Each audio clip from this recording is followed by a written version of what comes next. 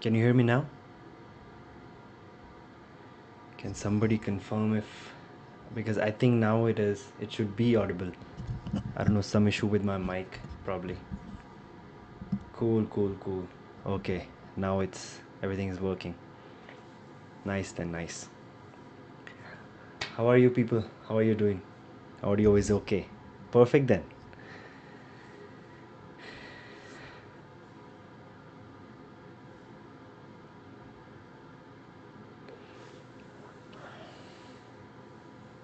Big fan sir. Okay, okay. Audio is okay. Love from Ranchi, Jharkhand. Hey Ram Prasad. How you doing, buddy? GTA 5.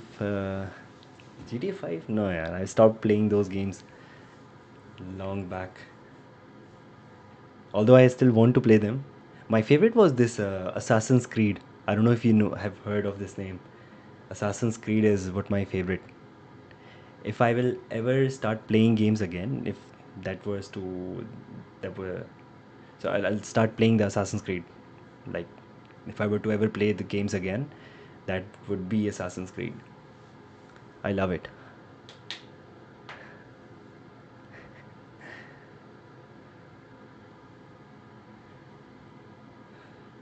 IIT Jodhpur. Oh damn! One of my friend, he's doing his masters plus PhD from IIT Jodhpur in sustainable department or something. He's from civil engineering. Nice to see you, Manish Kumar Singh.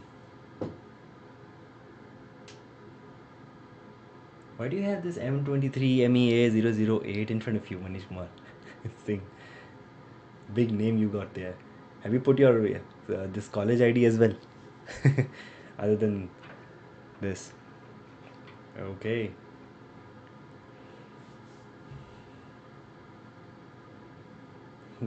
College ID, I got it.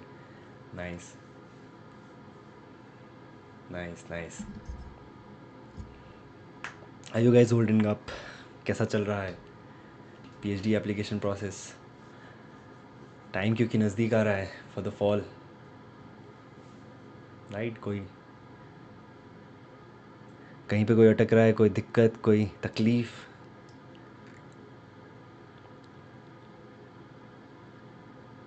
Currently in lab, यही तो जज्बा चाहिए engineers वाला। तन lab में, मन video stream में, live stream पे। बहुत बढ़िया। वेदर यार बहुत ठंडा है, बहुत ठंडा है। मैंने एक आधा वीडियो भी डाली थी अपने इंस्टाग्राम पे, तुमने देखा होगा। बहुत ज़्यादा बर्फ़, बहुत समय बाद बहुत ज़्यादा बर्फ़ पड़ी। और होता ये है कि लाइक इस समय पे पड़नी चाहिए इतनी, बट पड़ नहीं रही थी बर्फ़। बट अभी इट्स लाइक 7 to 8 इंचेस का बर्फ़ अभी पड़ा। And it's super cold, super. अभी मैं आपको टेम्परेचर बताऊँ, अभी टेम्परेचर बताता हूँ अभी आपको। देखो यहाँ पे दो टेम्परेचर आपको देखने होते हैं। एक अभी है -18 डिग्री सेल्सियस, ठीक है? और फील्स लाइक है -27। सो फील्स लाइक अलग टेम्परेचर होता है। फील्स लाइक जो आप एक्चुअली महसूस कर रहे होगे ना, वो होता है। तो -27 डिग्री सेल्सियस है ये। In which state do you live? I live in Iowa state in United States. Hello भैया, how are you? I am good. How are you एहतसाम?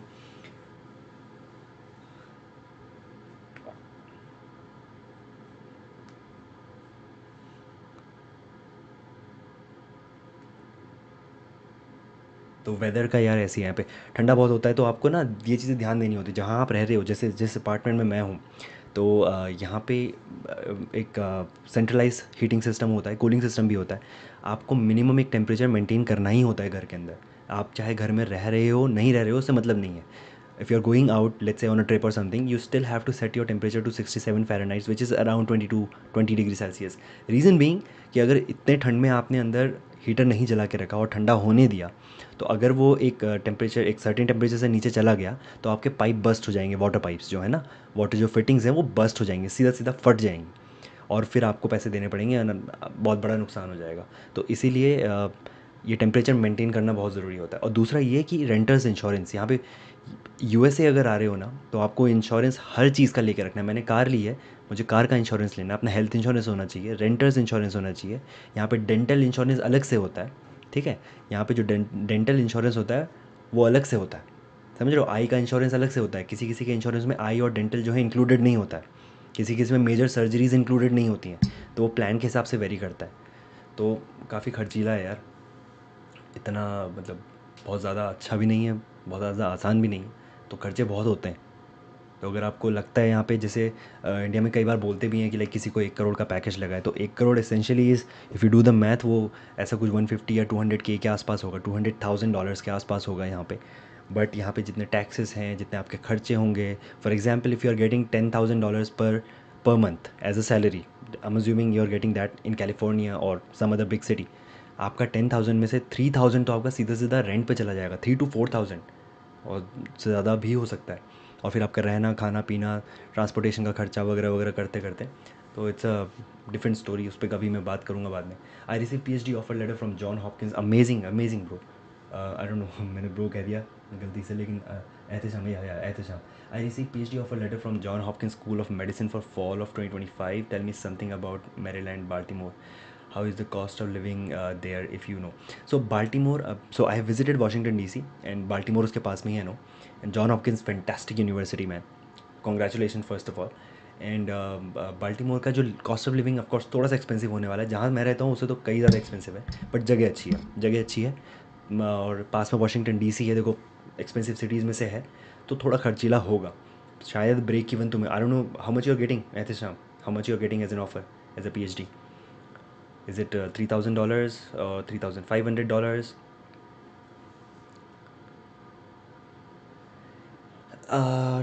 देखो, आप जो सेविंग का कॉन्सेप्ट है ना, वो सिंपली मैं एक ही चीज़ बोलूँगा उसमें, it all depends on your level of expenditure, like how lavish of a life you want to live here.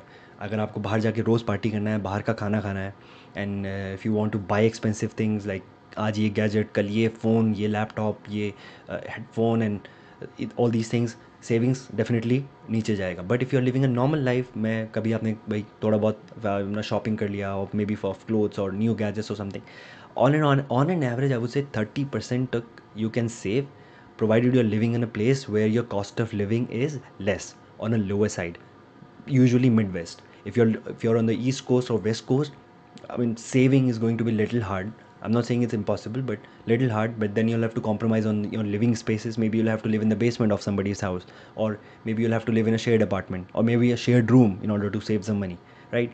So it all depends on your personal goal, personal expenditure, how you want to live your life, right? So that's the thing. 3,800 per, oh, 38,000 per annum.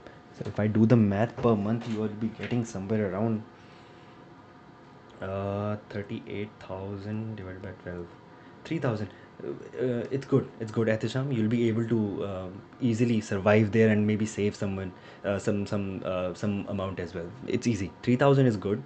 3,000 is good, provided you don't have to pay your tuition fees, of course. I'm assuming you don't have to pay tuition fees, and since it's for PhD, and definitely you'll have to file taxes. Taxes is something. See, guys, those of you who don't know, uh, being a student here does not relaxes you from the taxes slab. You still have to pay taxes, you have to file for taxes, you have to pay taxes on the stipend, on the award money you are getting. For example, let's say you went to a conference, you won this best poster award or maybe best paper award, you got like $1,000, let's say, as a prize money. You'll have to pay tax on it, state tax, central tax on the prize money as well.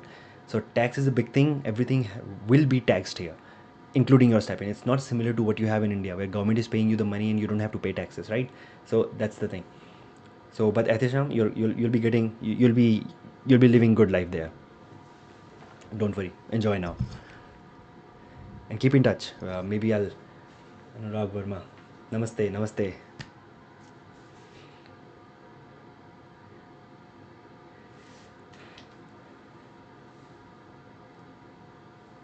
और किसी का message तो नहीं miss हो गया? और बताइए यार, कुछ तो बताओ. Do we get industry founded projects in our PhD ने जैसे? Well, I don't know about others, मुझे इंडस्ट्री प्रोजेक्ट्स ही मिल रहे हैं. First project that I did was, it was lane closure detection on interstates, the highways in the state of Iowa using connected vehicle data. And it was an industry project. Iowa Department of Transportation, it's a government department, उनको ये करवाना था. They wanted this tableau, yes, funded. Mostly industry funded ही होते हैं यार. आपको क्या लग रहा है? देखो, the whole game of PhD students and professors here is they bring in money from the industry. They bring in money in some sort of a project funding. they apply for projects, they submit proposals to NSF, National Science Foundation, and other foundation, the government foundations hoti hain.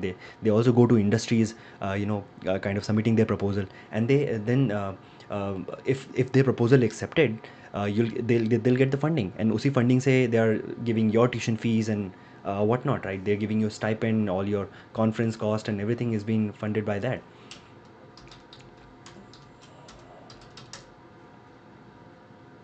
Yes, national science foundation is one of the biggest that I know of, but कई cases में अलग अलग भी होते हैं, जैसे मेरे cases में आईवा डिपार्टमेंट ऑफ ट्रांसपोर्टेशन है, बाकी और भी जगह से आता है fund. I am not aware of all the funding resources, but what I know is कि प्रोजेक्ट फंडिंग ही होता है, वो अपने जेब से नहीं दे रहे हैं प्रोफेसर, ना ही कोई यूनिवर्सिटी आपको दे रही है.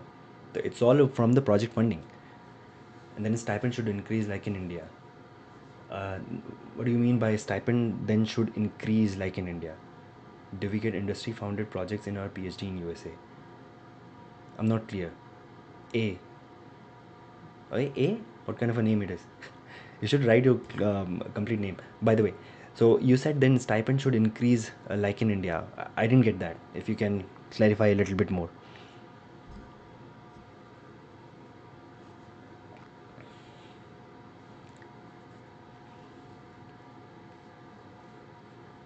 Meanwhile, anybody can ask any question, and I'll try to answer it to the best of my knowledge. I'm not an expert in everything, but I do know few things, so maybe. Okay.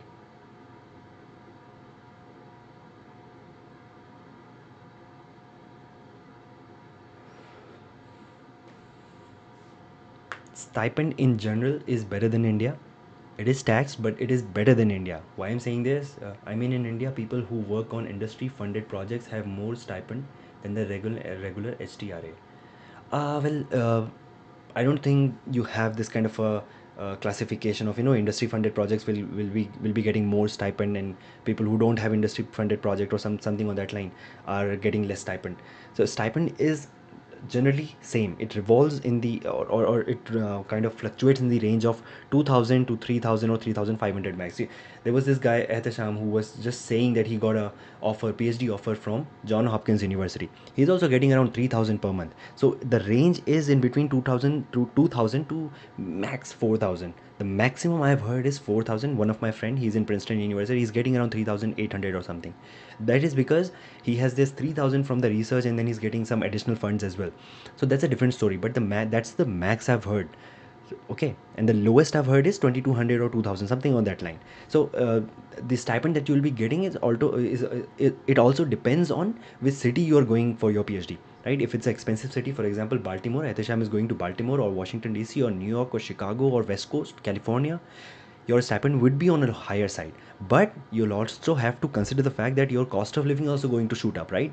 So if I'm spending $600 including my rent, you will be spending, for example in Baltimore or California, you'll be spending $1200, so double the price, right?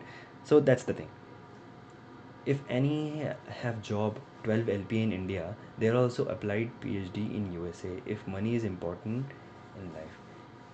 Job 12 LPA in India. See, I think the way I see it, just did I answer the HTRA thing? Yeah, I don't know about the HTRA. I don't know the abbreviation, the full form of the HTRA. But what I'm saying is it kind of fluctuates in a range. What are some of the most interesting or surprising findings you have come across in your research, particularly or maybe outside? I'll get back to you. First, I want to answer Manish Singh's question. If any have a job, I'm assuming you're saying if somebody has a job of 12 LPA in India and they are also applying for the PhD in USA, and for them, I don't know. So the thing is, it all depends on what are your priorities, right? For me, I wanted to explore something, something out of India as well, right? And the easiest way to go out of India and to explore the new world is education. Still, it's the best way. Of course, PhD is something that I wanted to do, but it also made it possible for me to move out of India, fully funded without even investing a single penny. Of course, the initial setup cost was there, but now I think I have recovered all of that cost. I have a car now. I'm living a good life. Whether I'm going to settle here or not, that's a different topic, right? I have not thought about it, but But what I'm trying to say is, it all depends on what you want to do in your life. Like for me, it was, I want to take some industry experience, but ultimately I want to get back into academia. And if that is something that you are aspiring for, PhD is an option for you, and you should definitely try for it. But if you are in India and the only thing you care about is maybe, kind of looking for increments in the job, in terms of your salary that you're getting. So if you're starting from 12, maybe next year you'll be getting 15, then maybe 20. So by the time I'll be finishing my PhD and then starting off my, let's say, job in India, assuming getting like 16 or 17 LPA, you'll already be, you'll be getting more than that, more than what I'm getting, right? You'll In 5 years, your salary is going to go from 12 LPA to 20 LPA, if you keep on constantly switching companies and all. I'm taking the scenario that you're working in an IT field. If you're in a core field, that's a different thing, right? Bhul jao bees. What are some of the most interesting or surprising findings you've come across in your research, particularly, or maybe outside? I didn't get your question, but I think what you're trying to say is, what are the most interesting or surprising findings you've come across? So if you're talking about my research-based finding, there is nothing interesting, because I'm just doing the industry-based projects and writing some projects, writing some papers, submitting in some journals, and hoping to see them get through that selection process and get them published. That's all I'm looking for. But I didn't get your question, like interesting or surprising findings you've come across in your research, particularly, or maybe outside. uh, is it about USA? Like, how did USA surprise me? Is it like that?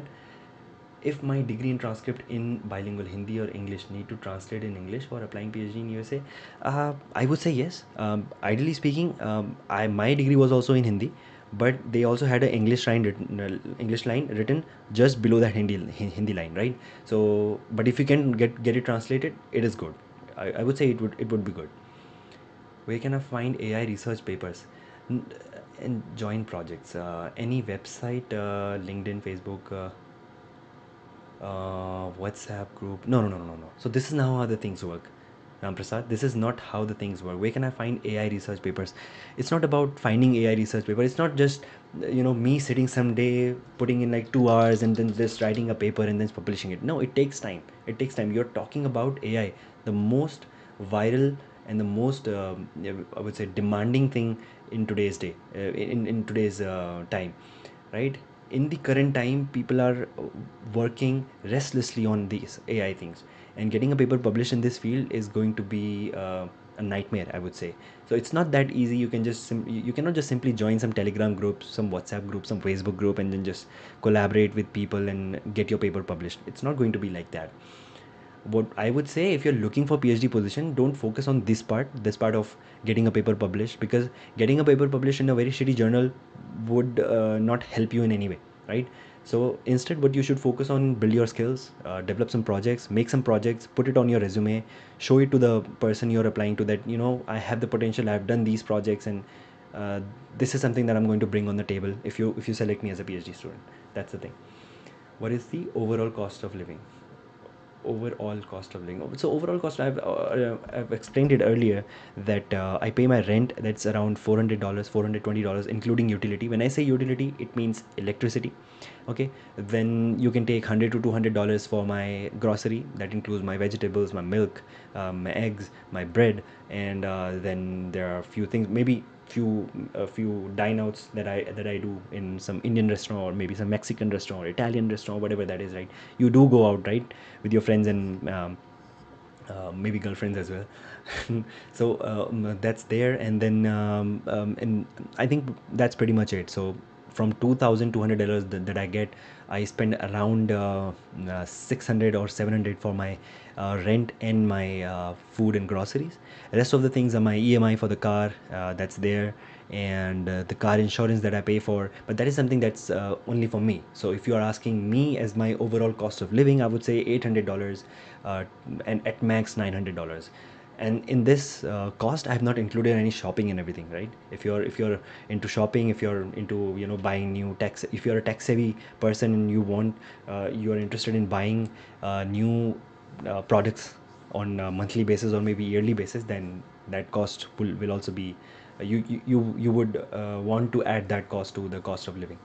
But essentially, the cost of living is around 700 $800 per month. What's more hard, mailing professor or living in US?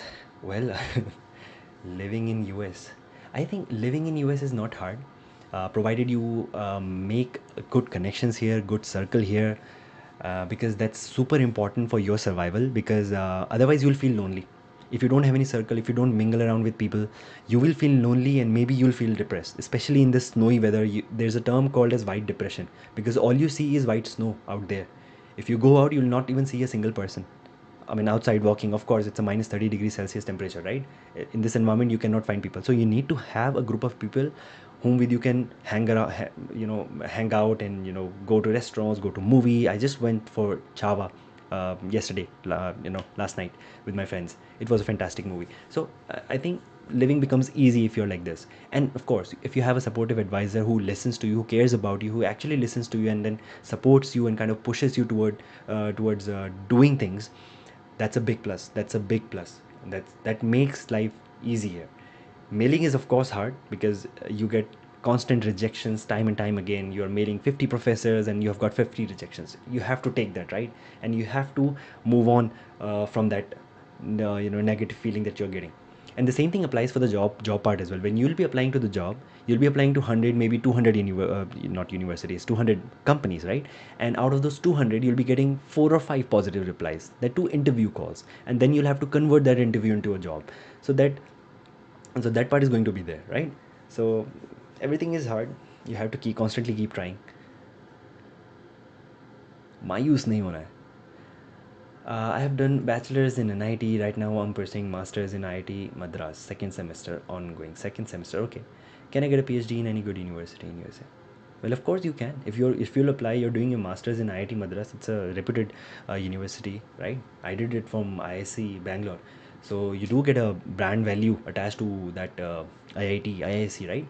So people here, they do know these institutions, and once they find a person approaching them who has mentioned these universities in their resume, saying that you have done your masters or bachelors, whatever that is, so you do get a visibility, I would say, or consideration from the professor. So you should definitely apply or start. So everything boils down to one thing, and that is आप कितने professors को contact कर सकते हो.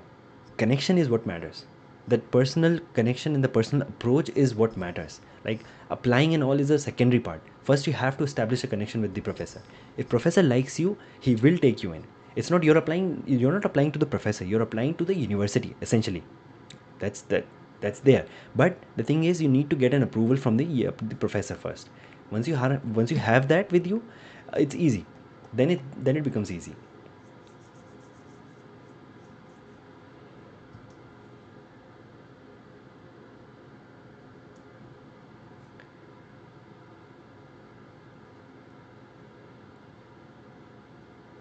Okay. तो छावा कितने लोगों ने देख लिया यार? मुझे तो बड़ी मस्त लगी. छावा में देख कर आया. बड़ी ज़बरदस्त. बहुत समय बाद बॉलीवुड में कुछ एक अच्छा कुछ देखने को मिला. वाह, मज़ा आया. फैंटास्टिक सिनेमाटोग्राफी था. एक्टिंग भी बहुत अच्छी थी. It was good. पूछो पूछो यार, और भी कुछ पूछो. थोड़े समय के लिए हूँ, फिर मुझे सोने जाना है. मंडे से मेरा काम स्टार्ट हो जाएगा.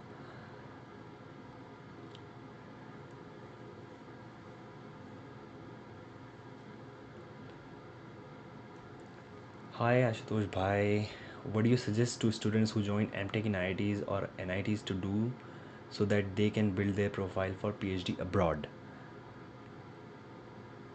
Mm. PhD abroad. So it totally depends on which field you are aiming for, right? I was from a civil engineering background. I did my bachelor's in civil engineering, no coding experience whatsoever. In my master's, I was introduced to the coding, just I would say a little bit of an introduction to the coding. But I wanted to work in the field of data science and ML and AI applications, right? Of course, in transportation because that's the easiest way to get in, right? That's one thing. Now, what I did, I'll exactly tell you. I used my ISC's brand value. That tag is there, like ISC. I sold that like anything. That's one thing. Second is I built some project. online open source project on YouTube, LinkedIn Learning, did some courses on statistics, did some courses on machine learning, did some courses on deep learning, made some 2 or 3 projects, added them to my CV. Boasted about my master's research. Of course, that is something that you'll have to talk about, because people will ask you what did you conducted in terms of the in terms of research in your master's, right? That's something that you'll have to. That's all I did in my CV. I did some fantastic courses on from YouTube and LinkedIn, and that helped me a lot. Why I'm saying this? Because when I was giving the interview to the professor, he first asked me to explain my master's work in 3 minutes. Okay, so in three, it's like a 3 minute presentation. I don't know how many of you have done the 3 minute presentation thing, but you need to practice for it, right? And that's why I say, kind of make a elevator pitch of your master's work, maybe 1 minute or 2 minute, whatever that is, right? You need to have perfection over telling your research work to somebody in a very impressive way, so that it becomes a wow factor for them, right? They should feel wow in terms when they are talking to you. That's the only game. The whole game is about making them believe that you know things, and actually knowing it as well. Don't just fake everything. But yes, that's what I would say. And during that interview, he was asking me about why suddenly ML and AI, why suddenly you want to switch to this field. What do you think you can do that's going to be very groundbreaking or something? So you have to just explain all these questions in a very nice way. That's all I can say. That's all I can say. And if you're able to do that, that's it. You'll get the job, right? Right? You just have to make that connection with the professor. And in order for you to do that, you have to make a good CV, so that he you I mean you get his attention, get the professor's attention. And once you get his or her attention, probably you'll be getting an interview call. And once you have an interview call, now it's all going to be on how you're going to present yourself. That's it. That's gonna make it or break it. That'll be a deal breaker. The interview is a deal breaker. Sometimes you can. I have also messed up many interviews. Like, there was this interview with a Canadian professor. He really didn't like my work, and I knew it because his facial expressions were like, bekar hai. Same thing happened with some, I think, Irish university there. Same thing happened, right? But then all these failures make you learn things. Like, they teach you things, and I improvised based on the feedback that I was giving to myself. I improved myself, and ultimately in one interview I nailed it, of course, and then I got this offer. So that's there. But I'm in MTech research, so उससे क्या फ़र्क पड़ता है? Which takes around 2.5. How does it matter? Like, but it's compulsory for you to publish in a reputed journal. No, it is not. I didn't publish anything. My research paper was under review in a big journal. Of course, that's something that I have read. So, see, the whole idea is about selling yourself, right? Selling yourself. Once you have written a paper, submit in a very big journal. Submit it in a very good journal, right? And then just mention in your CV that publication under review, and then just mention the publication that you have submitted, that it is under review in this so and so journal. That's it. That itself creates an impact, that this guy is aiming for this high impact journal from his master's work. That's fantastic. And it's not compulsory to have a published paper. So don't worry about that. Even my friend, he did his MTech research from IC, and he completed it in 2.5 years. He's doing his PhD. He didn't have any published paper, I would say. He got a published paper once he was in PhD here, but while he was applying for PhD, he didn't have any. Big thanks for these things, motivational. Yeah, keep doing, brother. Don't stop yourself. Just keep going. Right now, I'm in my lecture hall attending classes, but your stream is more important than the class. Well, we used to do the same. I used to prepare for gate exam in my lecture hall, and in my masters, I used to do all these sort of courses and all. But masters was a different thing. ISC was a different institution. But when I was doing my bachelor's, I used to solve. Along with my 4 or 5 friends, we used to solve gate questions like only thing. So the only reason we used to go to the classes was attendance, and the second thing was कि आप पीछे बैठ के अपना gate के questions करो. That's it. That's all we used to do. And I think those are the things that actually make you something in the life, right? Bro, what university you target if you from tier 3 क्या tier want to review paper? Nice. Just want to easily get into CS PhD and get a visa, have coding experience, and have 2.5 years experience. Easy field. um, I would say just target the lower ranked university. How does it matter? Like people are so obsessed with the rank thing कि नहीं top 10 में ही जाना है, top 15 में ही जाना है. Don't worry about that, brother. So if you are from a tier 3 college, and if you have a good CV, and if you can present yourself in a nice way, I would say just target universities from 600 ranked, 700, 1000, 1500. How does it matter? As long as you're getting a chance to do your PhD in US, you have like ocean of opportunities in front of you once you land here, right?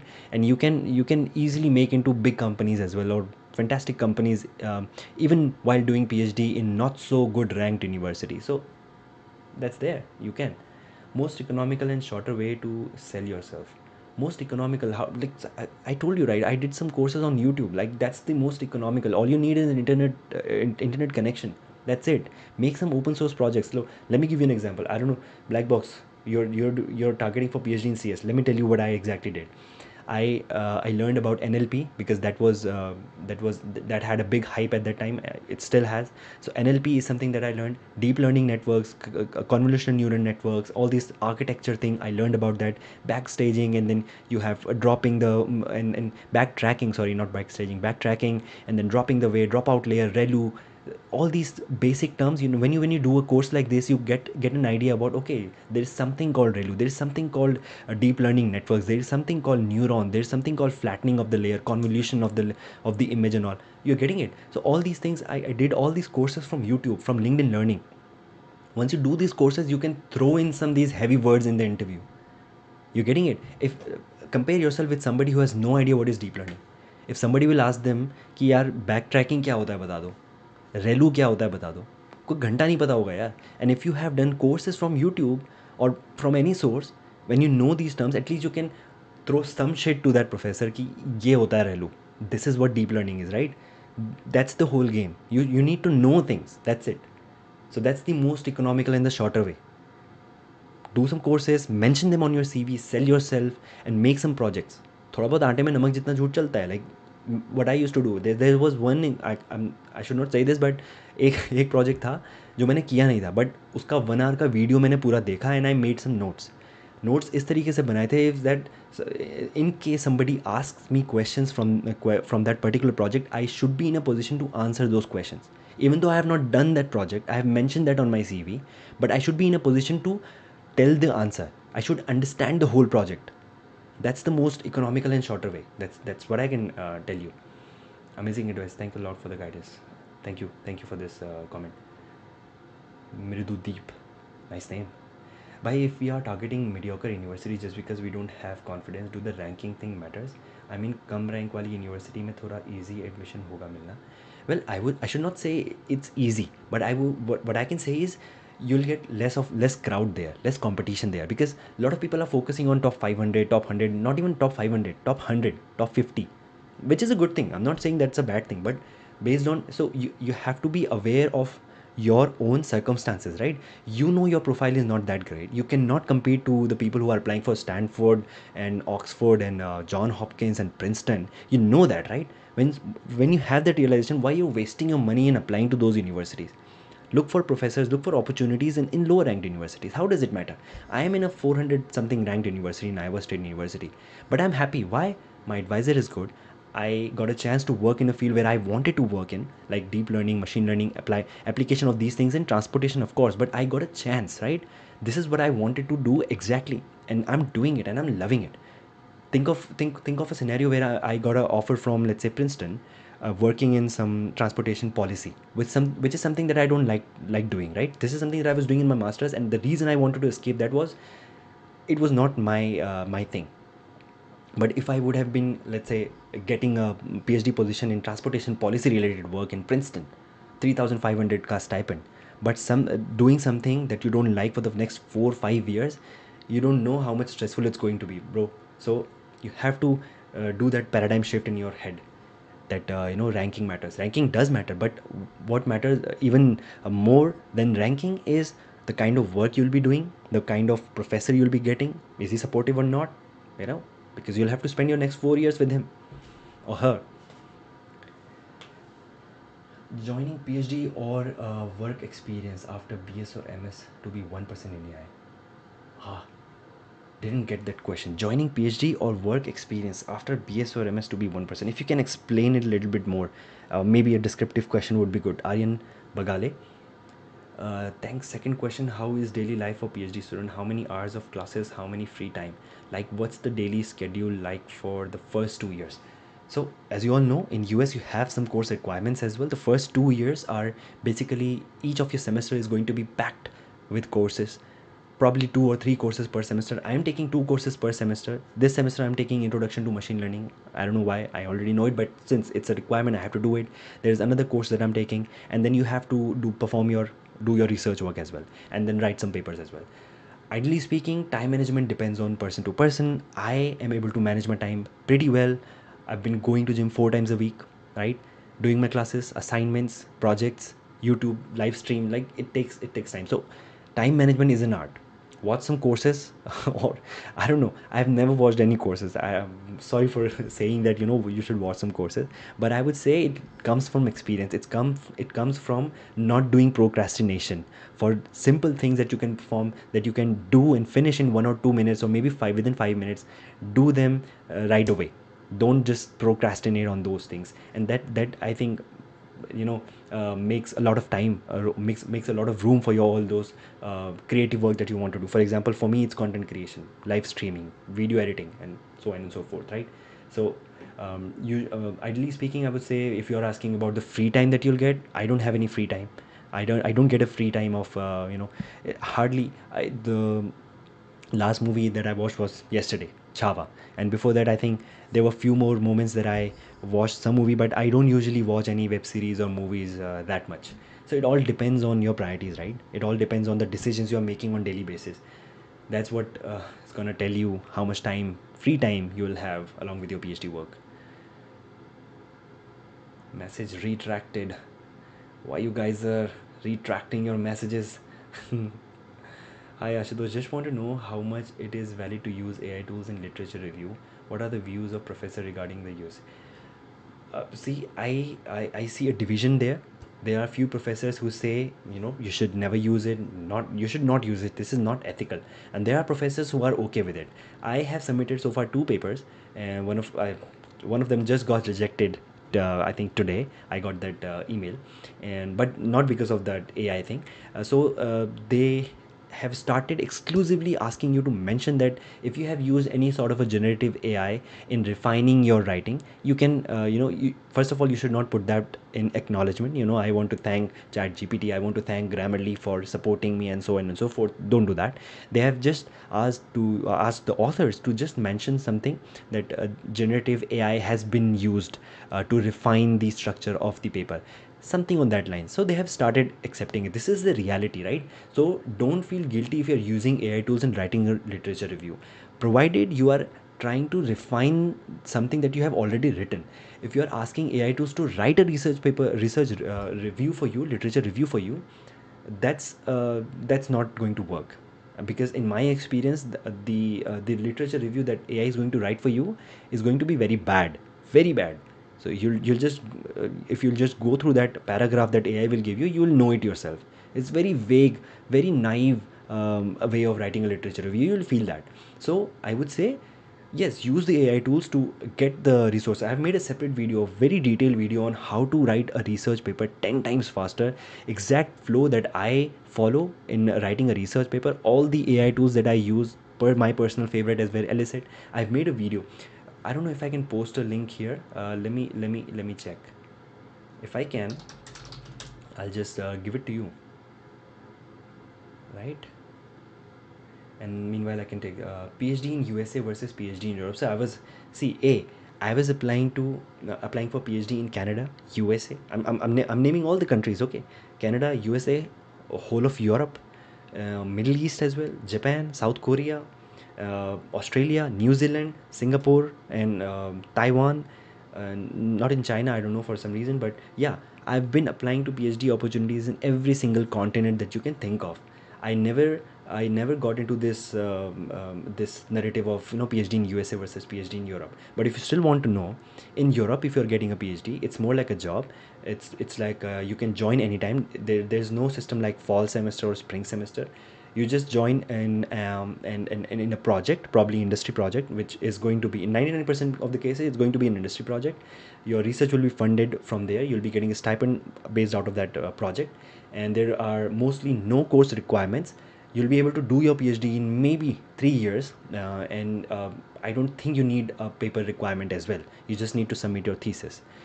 And other than this, if you are applying for PhD, in some of the cases they ask you to arrange your own funding, and that funding resource you have to search for that, and then you can apply for the PhD. In some cases you also get a funded position, but that's what happens in Europe. So it's totally up to you. I wanted to go to Europe, especially Germany. I was applying to Germany as well, but didn't got a positive reply from there. So yeah. Okay, let me pull the my video. Okay, how do I share it? Yep. So guys, okay, so this is the video. Who asked that question? Kushagra, this is for you. This thing, I'm gonna pin this message. So guys, the message that I have pinned, it's the link to the video, which is how to write a research paper 10 times faster. And it contains the exact flow of how I write research paper using AI tools, not in a way you are thinking, not that conventional way of me just typing, write me a paper on this, and then you are sitting for 10 minutes and then AI is going to write the paper for you. That's not how it works. So you'll see how I've explained on how to effectively use the tools and how you can use them. So yeah, go check out that video. So what are the good journals I can publish paper? Okay, please suggest, can I publish paper alone, solo, without any professor? Would you guide me to publish papers? Oh, I cannot. So I think I cannot. I'm really sorry, but I think um, about publishing a paper alone, really tough, really tough. Unless until you're doing something really amazing, really groundbreaking, that's going to change or bring a revolution in the world, maybe then there's a possibility. But I'm not aware of that. But I cannot help you because I cannot even help myself. Like, I cannot publish paper on my own. I need my professor's assistance. I need his name on my paper. So that's why I say that if you are really craving for publishing a paper, the best way is to get in touch or work as a project assistant or a research assistant in some good institution, NIT, IIT, or centrally funded universities. Get in touch with the professor, tell them that you are interested in writing a paper, and if he want, I mean, help that professor in some way, and then try to get a paper out of that internship, right? That's the best way.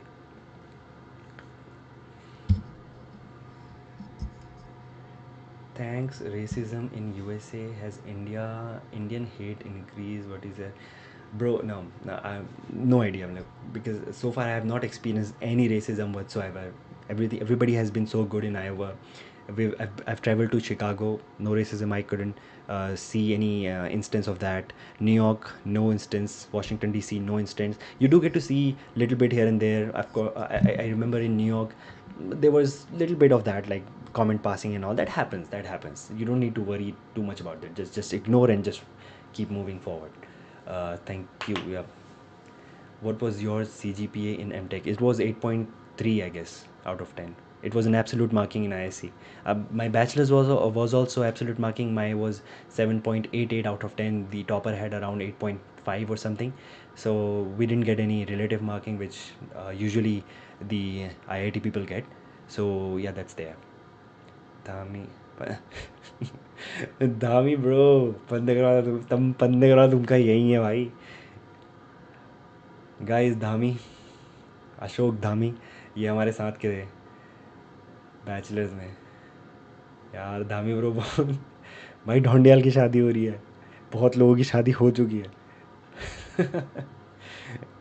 अबे यार, सही है यार Dhami bro. वैसे तो बात नहीं हो पाती है, यहाँ पे आ रहे हो मेरे लाइव स्ट्रीम पे.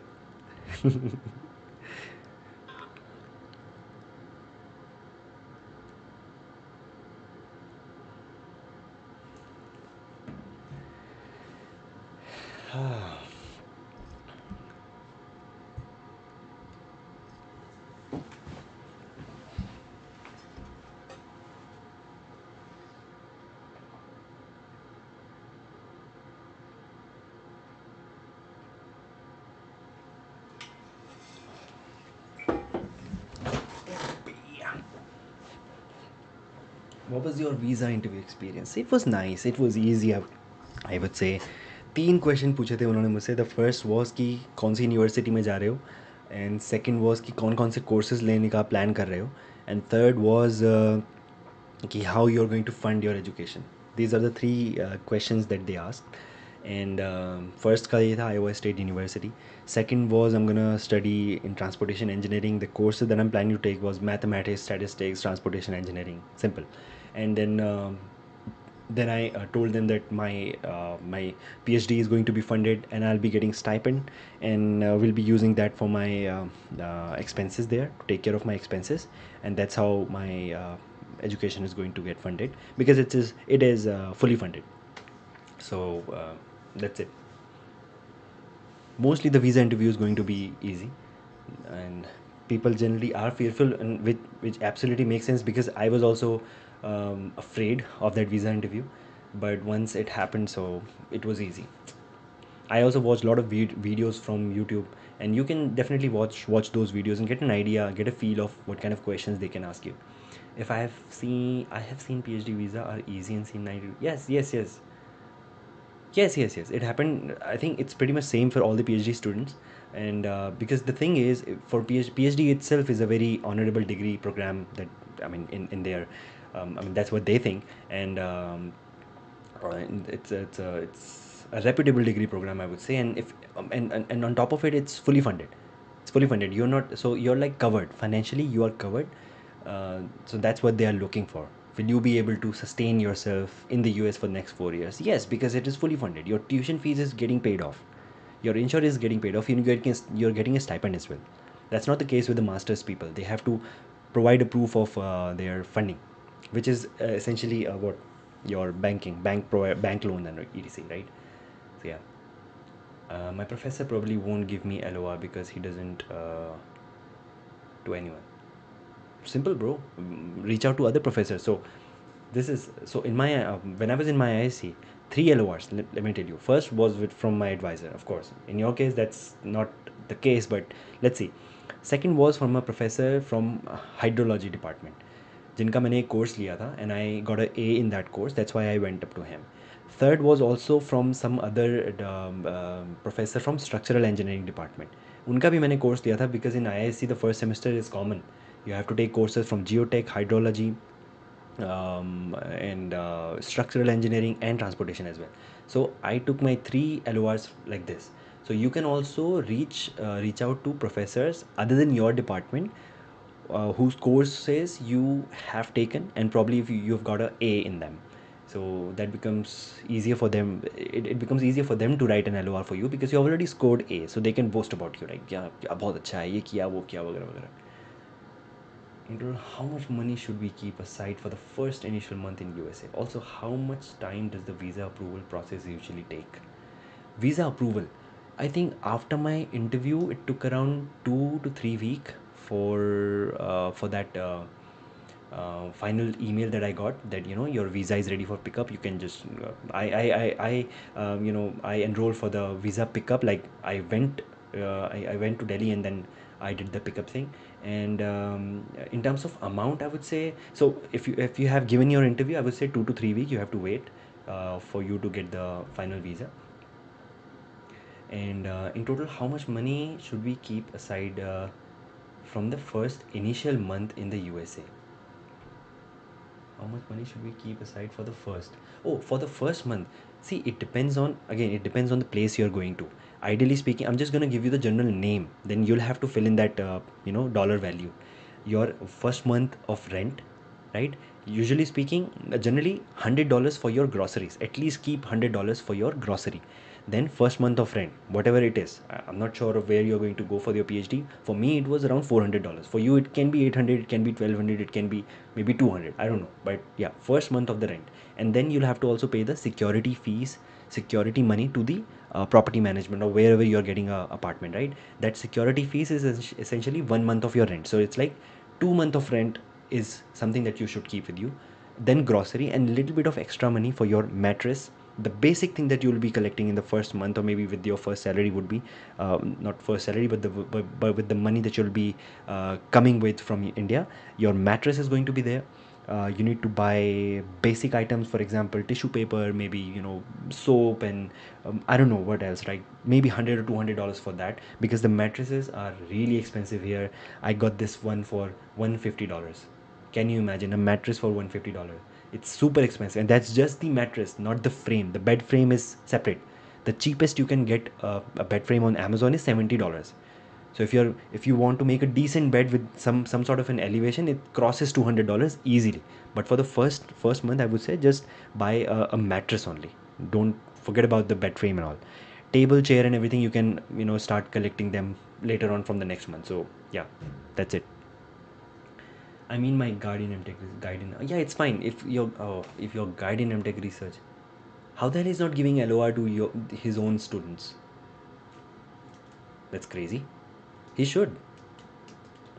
But if he's not giving, then it doesn't matter. Like, just get some three professors out of your department, or maybe in your department, professors whose courses you might have taken during your MTech research. Just ask them for LOR. It doesn't matter if your guide is not giving you the LOR. You can ask him, of course. You should ask him, and if he says no, just keep one as a backup. One more. Like, you should always keep four in the pipeline for the LOR. Hello, sir. I did my master's from Open University, so it is possible for a chance to apply for a fully paid. Okay. So this Open University question has been bombarded on me from multiple people. But problem I see here is Open University is something that professors in US universities are not aware of, right? They don't have any idea about it. So what they usually do is they avoid people with Open University master's position.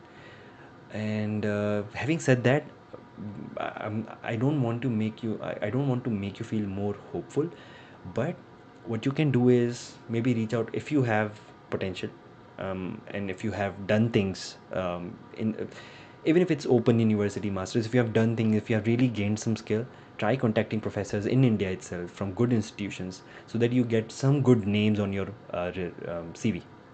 That really makes a huge impact. So that's something that I can suggest you, Pratibha. Towel or chair? Tell you are from subcontinent without telling you are. Well, गमछा अपने पास मेरे भाई. Because he wants me to do PhD in IIT. वो फंसाना चाह रहे हैं. Well, you can simply talk to him, man. My professor also wanted me to do my PhD from ISC, continue doing my PhD, convert my masters to PhD.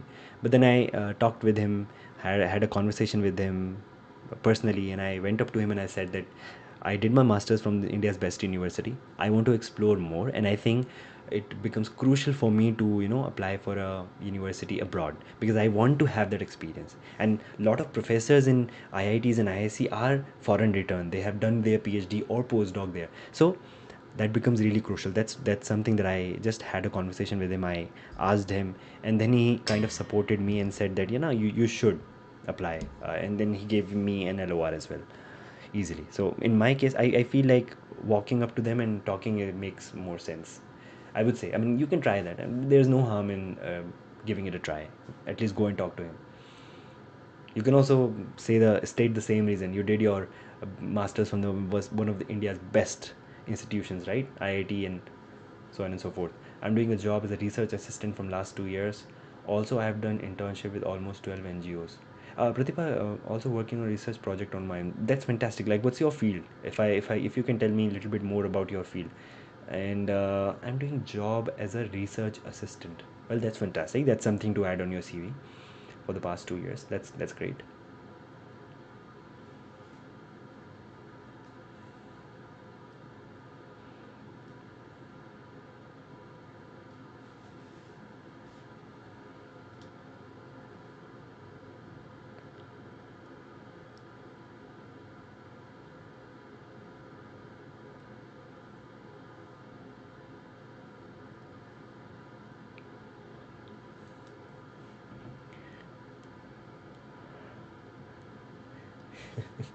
Hypocrisy की सीमा होती है. No, I think just go walk up to him and have this conversation that I did my masters from one of the best institution. Now I want to explore more and want to do my PhD from abroad. One of my brother did his masters from Open University, then did project in Ames, New Delhi. After that, he applied to fully funded PhD from Texas A&M University. Fantastic, Ehtisham. So, Pratibha, this is what I was saying. Add some big names to your CV. Ehtisham's one of his brother did masters from Open University. Then he did project from Ames, Delhi. Big name, right? After that, he applied to fully funded PhD. That shows that you have the potential to take yourself from here to here, and then you're applying for a fully funded program. So you have to show them you have potential.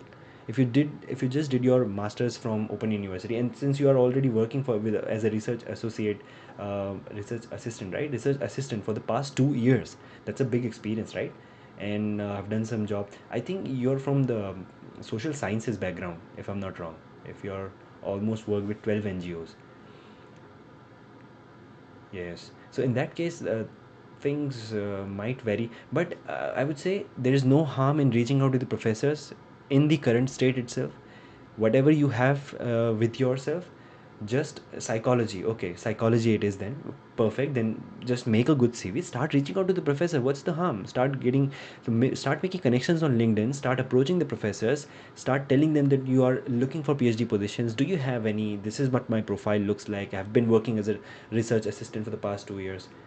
Just start doing it. Work with the ICMR, and well, you already have it. See, ICMR, Maulana Azad Medical College. These are big names. Come on, start making your CV and start approaching to the professors. What are you waiting for? You should not wait now. You should start doing it. So stop wasting your time thinking about like कि होगा कि नहीं होगा. अरे करो. होगा नहीं होगा देखा जाएगा, but start तो करो. Start करो. Take that first step. That's the hardest. कोई मुझसे पूछ भी रहा था अभी like mailing was the hardest part or living in US. I think the hardest was to start the process. Like वो पहला mail जब मैंने किया था and पहला rejection जो मुझे within 2 days आ गया था कि like we don't have any positions available. So just constantly keep doing it.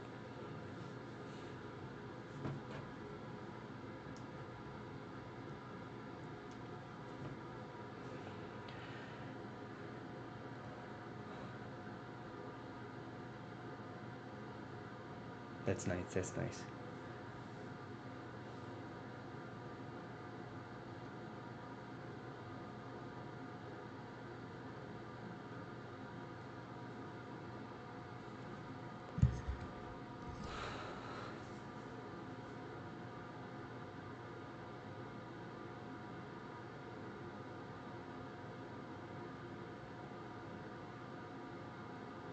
Biomedical sciences. That's nice. Biomedical sciences. That's nice. Yeah. Good field. Thank you for joining, Pratibha. Hope this discussion helped you in some way. And don't forget to subscribe. Follow me on Instagram. I have a totally different personality on Instagram. This is not what I am on Instagram, but it'll be helpful. Everyone in the chat should follow me, subscribe. I'm assuming you all have subscribed, but follow me on Instagram as well.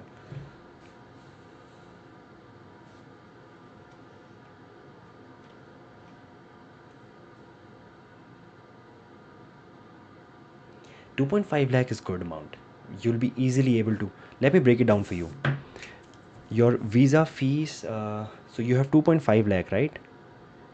Okay, so your visa fees that would include your visa appointment fees. Then you have to pay service fees, which is around 35,000. I would say your visa fees are around 15,000.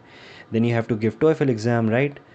I'm assuming you are applying to universities where GRE is not required. So TOEFL is going to take your 15,000 with you, right? So that's already your 65,000. Let's say lump sum you have 70,000 gone, and you have applied for your visa, and you also have your TOEFL score with you. So I think 2.5 lakh is more than enough. And now, so let's say I'm assuming if you get the cheapest flight, that's you can easily get a flight around 80,000 to 70 to 80,000, maybe cheaper as well, but I'm just keeping things on the safer side. 70 to 80,000 for your flight, so that's gonna make it to 150,000, so which is 1.5 lakh, right? Your 1.5 lakh is gone. So if you have around 1 lakh, which is $1,000, would be little less. If you can tell me where you're going for your PhD, it may be sufficient as well. For me, $1,000 was more than sufficient. I only bought. I only. I think yes.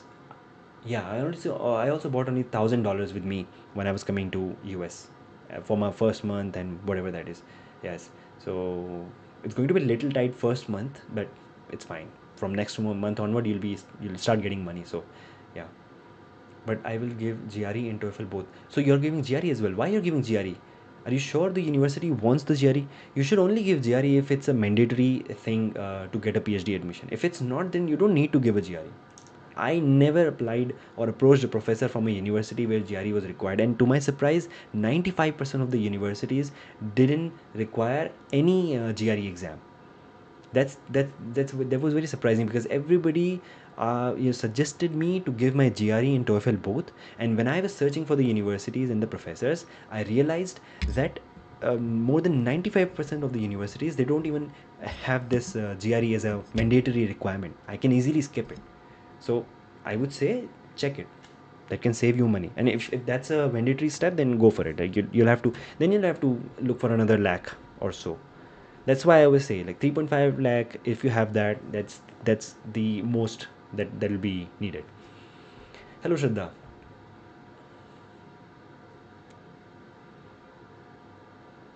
Ehtisham, I already talked to you a bit on. I do reply people. Sorry guys, I cannot like reply to each and every one of you. That's why I come up with this. I came up with this idea of live stream so that I can interact with you on not if not on daily basis, but properly on weekly or bi-weekly basis, or maybe twice in a week basis. But it essentially is to clear your doubts in whatever way, right? I don't know what I'm gaining out of it, but I just feel like it's nice to have a conversation with people, because I was also in your stage, in your situation where you were lost, confused, because you are definitely, I know it, because I was also lost and confused of what is happening, whether somebody's going to reply me back or not. I was just constantly shooting emails, here and now, and then hoping that someday I'll get a reply that, oh, your profile is fantastic and I would like to have you as a PhD student. And that day did happen. That did occur. Speak Hindi in US. Do Indian people speak Hindi? बिल्कुल, मैं कर रहा हूँ ना हिंदी में बात। Indian people Hindi में वैसे कम ही होता है। आप जैसे पिज़्ज़ा शॉप में, जब मैं बताता हूँ ऑकवर्ड कैसे होता है, जब आप पिज़्ज़ा शॉप में होगे या किसी आउटलेट में होगे ना, आपको दिखेगा इंडियन है, बट फॉर सम रीज़न एक रिपल्सिव फोर्स दोनों के बीच में होती है। रिपल्सिव फोर्स, वो देखेगा और वो देख के ऐसे निकलेगा, ऐसे आँख कर लेगा, ऐसे कर लेगा। मैं भी ऐसे ही कर लेता हूँ। स्टार्टिंग में मुझे लगता है कि मैं अप्रोच कर लूँ, मेरे घर के बगल में ही एक आधा इंडियंस रहते हैं, साउथ से हैं, बट उनसे बात नहीं हुई। लिफ्ट में भी कई बार देखिए बात नहीं हुई, तो पता नहीं क्या एक रिपल्सिव फोर्स लगती है। बट हाँ, हिंदी में बात करते हैं। You're doing a great work, sir. Thank you. I have already asked few questions in Insta and I got replies. Thank you so much for that. I've applied for universities and waiting for results. Till date, I got 3 rejections. Wow, wow. Lulu. Lulu. ये mind मत करना है, लेकिन थोड़ा अच्छा नाम है बड़ा, Lulu. I got 3 rejections, hoping for the best.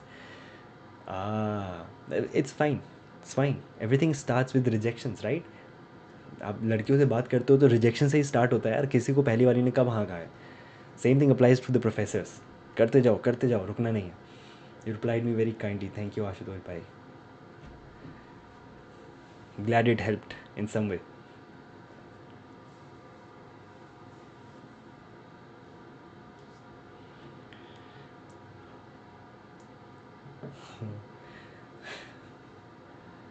Nandita, you're doing great. Oh, nice. No, Nandita is a nice name. Lulu. Okay. It's fine, it's fine. People want to keep their identity secret. It's fine. आज ऐसा कोई मंजर। IIT Madras, you know Tamil. What is your name, A? Where are you from? you've been a mystery in this chat, constantly asking questions and like South Indian bhi chalega. Of course, we have a lot of people from South India, and Telugu people are there. So yeah, they have a like good community base as well here.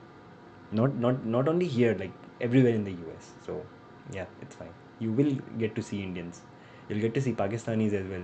You'll get to see Bangladeshi people as well. You get to see Nepali people as well, people from Nepal. So it's fine. It's multicultural. That's what US is about. Your Insta advice and UFCs helped me a lot in getting PhD in John Hopkins School of Medicines. Well, thank you so much, Ehtisham, and I hope you will share my videos with others as well. ज़्यादा reach मिलेगा. So, well, glad and congratulations that you got your PhD in John Hopkins. It is very good university, very good university. How should we plan after getting an acceptance regarding all the procedure? So once you get an acceptance, I would say the very first step is to ask the professors when will you be getting your I-20, because I-20 is the first step towards every single process that's there to be done, right? Once you get your I-20, then you should right away jump into the process of the visa application process, your service fees, DS-116, everything. So you need your I-20 first. Once you get your I-20, the next step is apply your visa application process. That's the only thing that you need to do. And parallelly, pack your bags. And then you should also start looking for this flight tickets and all. My suggestion would be, if you have a little bit of more money, I would say book a flight with a refundable ticket and then book it early on, so that you get a cheaper price. Because if you book any flight a month before your travel date, you'll get a better price than just booking it 10 or 15 days before your flying date. And if you're booking a refundable flight, if in case your visa gets delayed or rejected or whatever that is, because anything can happen, right? So you need to cover yourself, or kind of you need to make sure that your plan is fail proof. So if you're buying a refundable ticket, in that case, if anything goes wrong, you can just refund the tickets and your money is going to be safe. But ideally speaking, if you're getting a visa, you'll have sufficient time in between your in between you getting the visa and you flying out of India, like probably I would say 20 to 25 days in between, which is sufficient to book a ticket. But keep looking for the flights. So just so you get an idea of which flights which companies are providing the best prices. That's what I would say. And for the I-20, and then you'll have to totally rely on the university's thing, because they provide you the I-20. But make sure you just shoot them an email in between, just to ask them like where my application status is. I've been accepted. I have not received my I-20. I have not received my this offer letter as well. There are two things: I-20 and offer letter as well.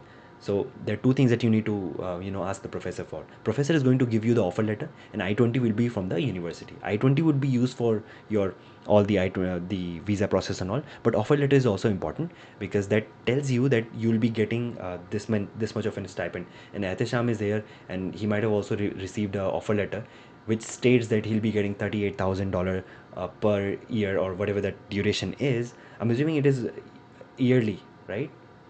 So yeah, that's the thing. You have to make sure you get an offer letter and I-20.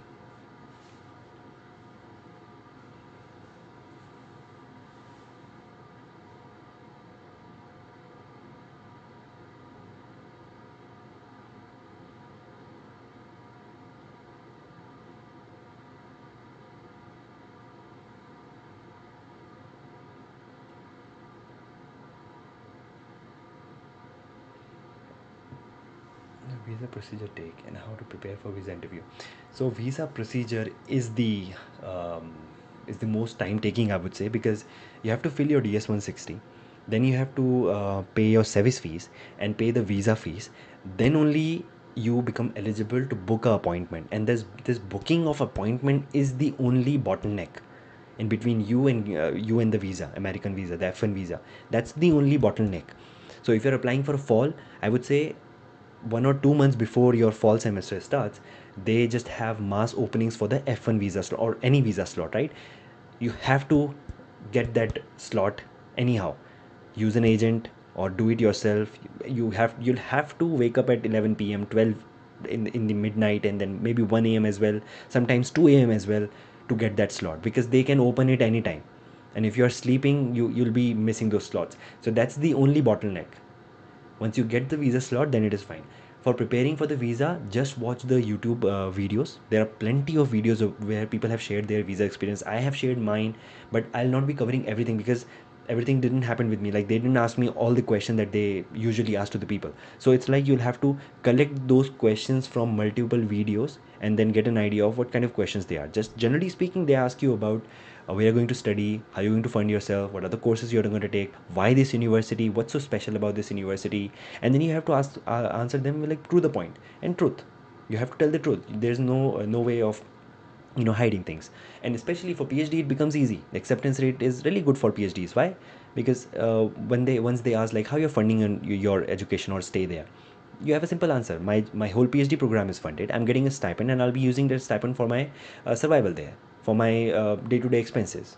That's it. Simple. You have covered yourself. Your tuition fees is covered. Your insurance is covered. Your health insurance is covered, and you are also getting a stipend. So you'll be able to buy grocery, buy milk, pay the rent. So you'll be able to sustain yourself here. So that's the thing. And simple question they asked is like, why this university? Well, you can say the curriculum is very dynamic here, and then you can take courses from different department that's going to expand my knowledge horizon and all. So that bullshit, you have to throw it there, right?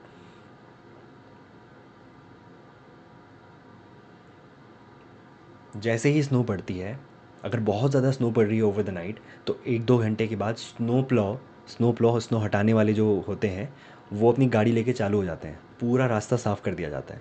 Residential areas को बाद में किया जाता है, but inter state तो आपको साफ़ ही मिलेगा। सॉल्ट छिड़का जाता है जिससे कि बर्फ़ जमती नहीं है, आइस की स्लीट नहीं बनती है, ताकि गाड़ियाँ स्किड ना कर जाएँ। उसके बाद भी एक्सीडेंट्स होते हैं थोड़े बहुत, but you have to be careful. You can not drive your vehicle at 60 miles per hour. हाँ, एक और चीज़ है, यहाँ पे जो इंटरस्टेट्स हैं बहुत ही ज़्यादा फास्ट है, 60-80 माइल्स पर आवर। सोच रहे हो, 120-140 is a normal speed.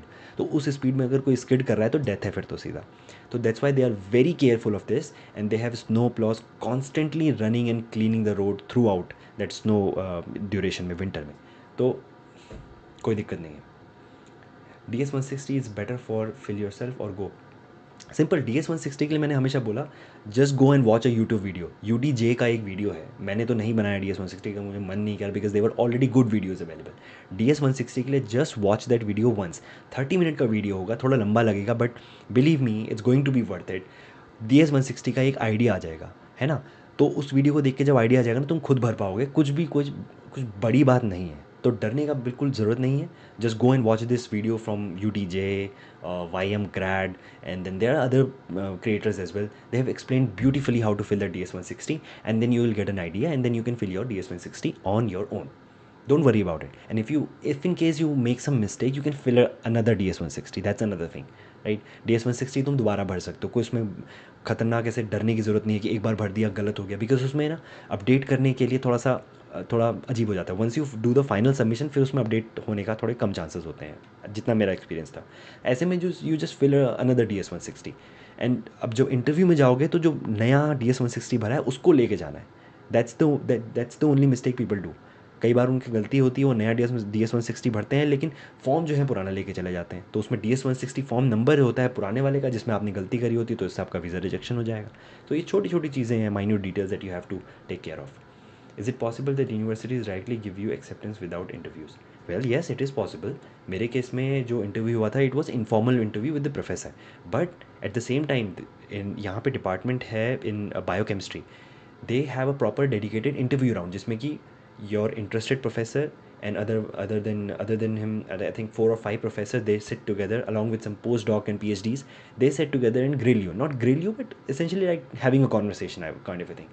It's just a step, right? It's not a some grilling session or something, but I would say departments do have this kind of a step. So it depends on the university. It varies depending on the department we are applying to and the university as well. Future of research in this AI era. Future of research in this AI era. Like, AI era is because of the research itself. Like, somebody did the research, somebody came up with this attention is everything paper. I don't know if you know about it, but GPT से पहले attention is everything changed the whole game. वहीं से ये GPT, clip model and then deep learning model वगैरह तो थे पहले से, but attention is everything, this transformer mechanism that came into the picture, जिसने GPT बनाया, and then all those image generation, voice generation, and जो भी आज चीज़ें आप देख रहे हो, तो इट्स लाइक 5 साल पहले की बात है। 5 साल में ये सब रेवोल्यूशन हुआ है। तो रिसर्च हमेशा चलती रहेगी चीज़ें, अभी भी बहुत ज़रूरत है, हम अभी परफेक्शन पे नहीं आए हैं, there are lot of problems, there are lot of things that needs to be resolve and solved. So research चलती रहेगी. Or it varies, yeah. Shraddha, it varies on the department and the university as well. So उनके admission process में कई बार लिखा होता है, कई बार clearly नहीं लिखा होता है, कई बार उनके मेल में आता है कि you have been selected for the interview round. तो ऐसे हो सकता है. बट आई वुड से अपनी प्रिपरेशन ऐसे रखनी, ऐसे केस में अगर आपके पास आता है तो they will give you time, maybe 1 week और 2 वीक ऐसे में. आई वुड से ऐसे में अगर आप वहाँ के किसी स्टूडेंट से टच में आ सको, कॉन्टैक्ट में आ सको, तो बढ़िया होगा.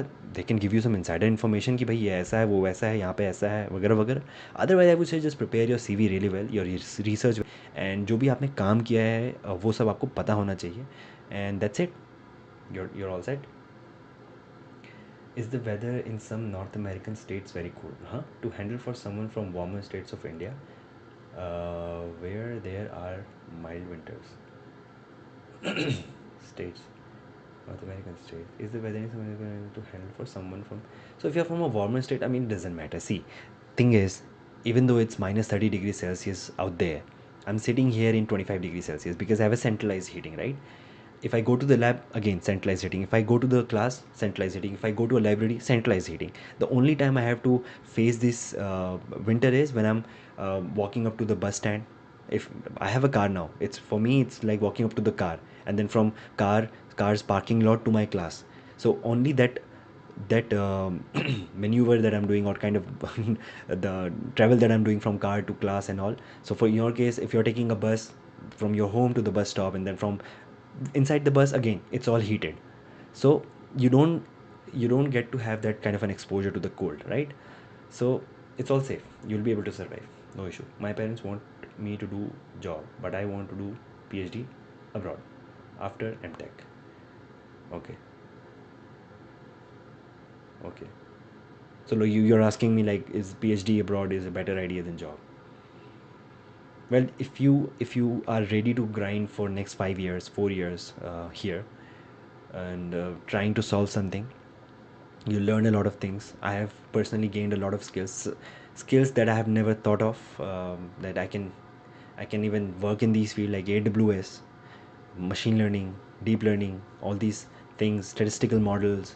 Never thought of working in these field, but I'm doing it. So huge, skill skill base has gone up, I would say. And but the other downside would be, the market is really competitive here. If you are a mediocre person, it will become really hard for you to get a job here in US. But if you want to get in academia, then doing PhD makes sense, and doing PhD in abroad make absolute sense. But if you're looking for, and if you're thinking that doing PhD here is going to guarantee job and it's gonna make it easier for you to get a job in US, it's not gonna happen. You're living in a dilemma, because you still have to fight for the job. There is still competition. There are so many PhD students, fantastic PhD students applying for the same job.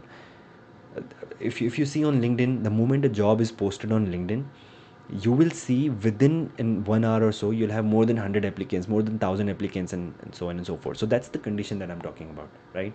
So I was applying for internships when it's really hard to get into one, especially if you're not from that field. I'm not from computer science, although I'm working in that field, but my degree says from transportation engineering. So that's another setback. So yeah, so make sure you also consider these things when you are thinking of this thing. If you're getting a good job, let's say, and you don't have any plans of getting into academia later on, and then why do you want to hassle for PhD? Like, if it's about coming abroad and enjoying and getting a different experience, yeah, then it makes sense to come abroad for the PhD.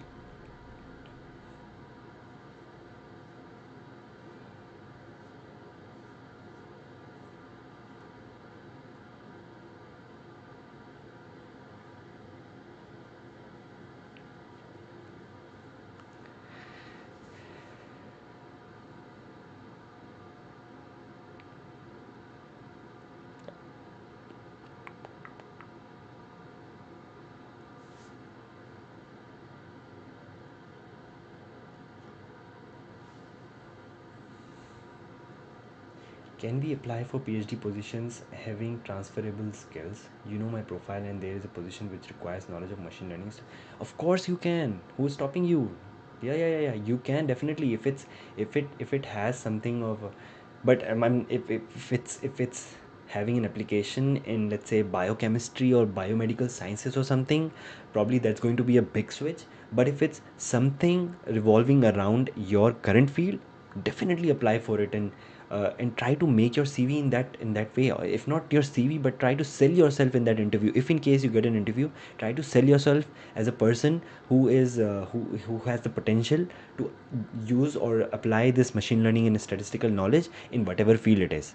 So tell yourself as a passionate who in machine learning and statistical research, all these modeling techniques and all. You are passionate about these things. It doesn't matter what application it is, but you can work. So yeah, apply for it. But for R&D positions, PhD should be preferred. Yes. For R&D position, PhD are preferred. That's a well-known fact. So if you are looking for R&D position, then you'll have to go for PhD. There is no if and but then. But in some case, if you're like an extraordinary person or a child prodigy case, then after your masters, you can get into R&Ds, provided you are a prodigy. If you're not, then PhD.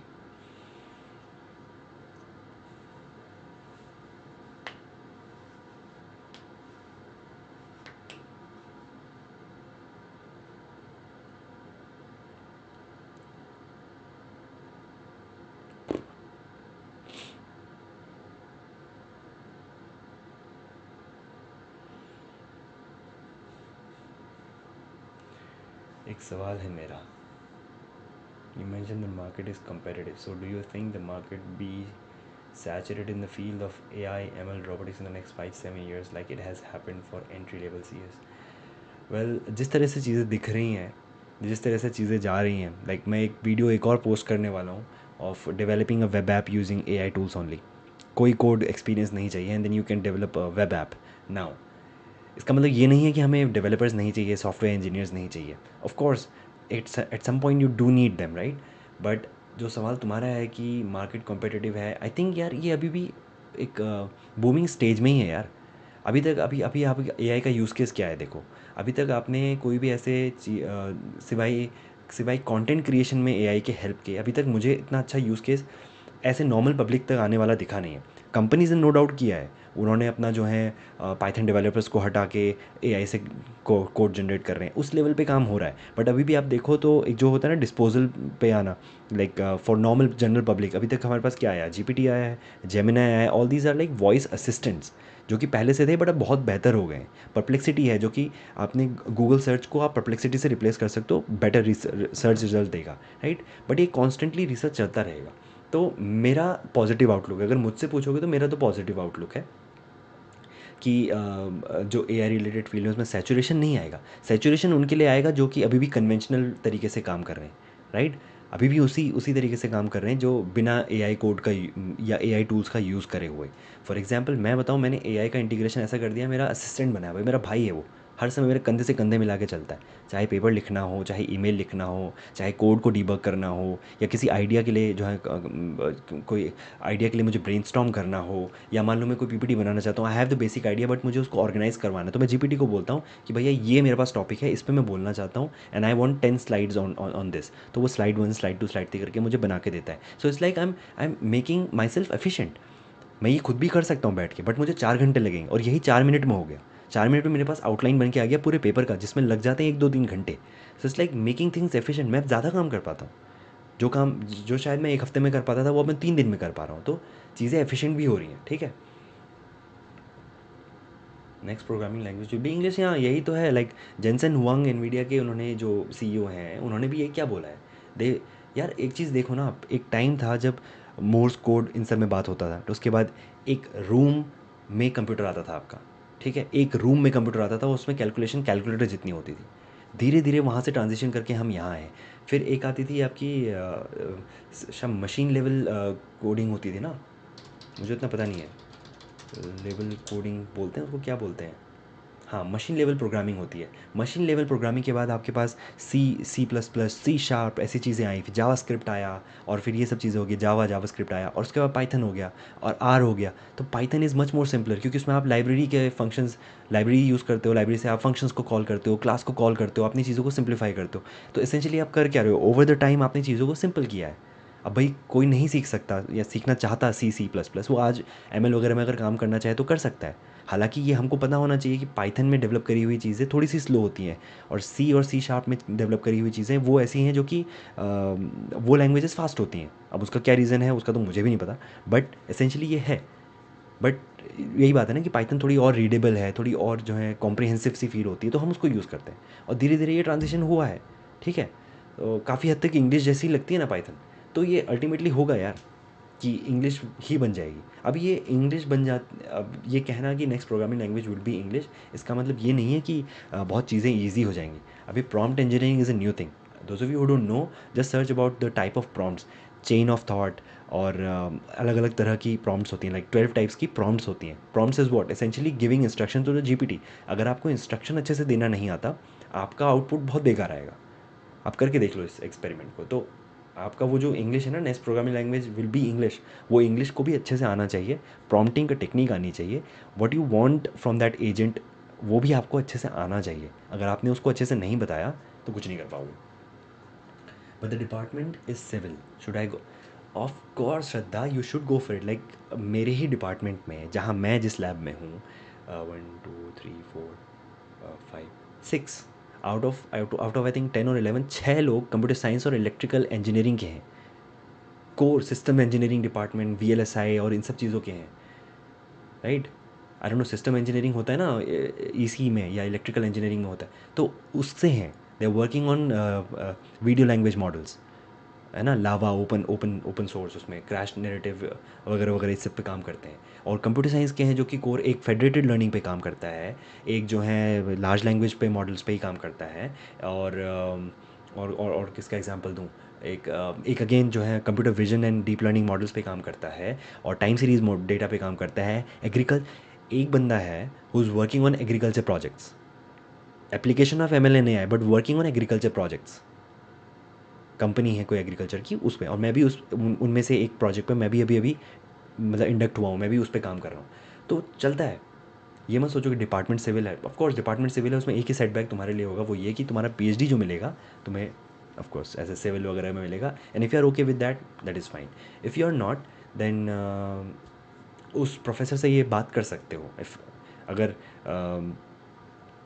अगर वो professor willing है, if he is willing to bring in some other professor from other department जिसके तुम हो, like electrical, या अगर उससे वो प्रेफर करता है, like if he is okay with that, and उससे पूछो कि क्या वो डिपार्टमेंट शिफ्ट कर सकते हैं, लाइक चेंज कर सकते हैं to some other department. You will be his student, तुम उसके स्टूडेंट रहोगे, काम करोगे, बट डिपार्टमेंट क्या स्विच हो सकता है, ये सब पॉसिबल है। मैं इसलिए बता रहा हूँ क्योंकि मैंने देखा है लोगों को करते हुए यहाँ पे। जैसे फॉर एग्जांपल जो अभी लेटेस्ट ज्वाइन करा हमारे लैब में, या जो पहले भी किया हुआ है, वो सब कंप्यूटर साइंस डिपार्टमेंट के हैं, लेकिन उनके जो मेजर एडवाइज़र हैं वो मेरे मेरे एडवाइज़र हैं, doctor Anuj. He is from civil engineering department, लेकिन उस बच्चे का डिपार्टमेंट कोई और है। तो आप प्रोफेसर से ही बात कर सकते हो कि अभी भी मेजर एडवाइज़र वही रहेंगे, कि क्या ये पॉसिबल है कि मैं डिपार्टमेंट ये कर लूँ, बस, या पूछ सकते हो। और आई थिंक ये पॉसिबल है क्योंकि लोग ऐसा करते हैं। तो आपका डिपार्टमेंट कुछ और होता है, आपका मेजर एडवाइज़र कहीं और का होता है। बस उसमें एक ही कंडीशन होती है कि आपको अपना को एडवाइज़र या कोई ना कोई अपने डिफेंस कमेटी में अपने खुद के डिपार्टमेंट से बिठाना पड़ता है। फॉर एग्जांपल अगर मान लो तुम्हारे एडवाइज़र होंगे फ्रॉम सिविल, तो तुम्हें एक कोई बंदा इलेक्ट्रिकल इंजीनियरिंग से बिठाना पड़ेगा अपने डिफेंस कमेटी में, या फिर उसको को एडवाइज़र बनाना होगा। In that case it is possible, तो ये तुम करके देख सकते हो। Have you got any extra funding other than? No no no, मेरे को अपना रेगुलर फंडिंग ही मिलता है, मेरे को रेगुलर स्टाइपेंड ही मिलता है। जो भी एक्स्ट्रा फंडिंग होती है वो एडवाइज़र जो है उनको वो हैंडल करते हैं। बिकॉज यार तुम खुद देखो ना, मेरा मेरा tuition fees is paid, my health insurance is paid, it self is a huge amount. तुम ये देखो कि इसके लिए मुझे लोन लेना होता तो अभी 60-70 लाख पहुंच गया होता। तो अभी मैं एक्स्ट्रा फंडिंग क्या लूँ, इतना मिल रहा है, अच्छी बात है। Out of a batch of 10 to 12 students, how many of them want to go to academia and industry? Also, is postdoc compulsory for academic positions after PhD? No, it's not.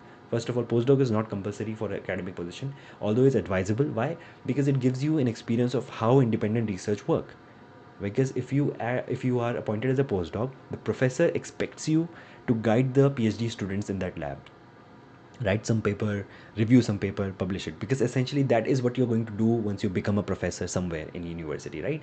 And out of my 10 to 12, 10 to 11, one of them has already started his job in academia in Boston, and others are also like, for example, for me it's like take an industry experience, then go to academia, and if I don't if I like the industry itself, I'll just continue there. So it's not a like, I should say, nobody has taken a proper decision of what they want to do after PhD. Life is so unpredictable, man. You never can uh, plan things the way you want them to be. Like, a lot of things in life happens not according to the plan, right? 1,000 per month from here. ओह, ये तो यार तुमने दुखती रग पे हाथ रख दिया। 1,000 per month अगर मैं सेव कर रहा होता तो बात क्या होती। इतना नहीं कर पाता हूँ यार। I have to maintain a car, I have a car insurance, तो भाई इतना नहीं हो पाता है। Then you have rent and all. I would say if I cut down all my expenses, जितना बाहर खाना and all, shoppings and all, I can save around, I would say, कितना कर सकते हैं, 500, आई थिंक 600 700 तक आई can save. But you can save 1,000, more than 1,000 if you don't have a car. ऐसा लगता है कार वैसे लाइबिलिटी तो होती है यार.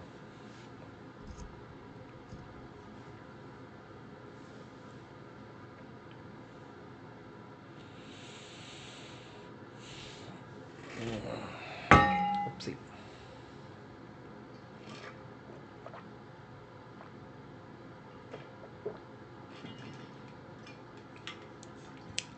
Haha.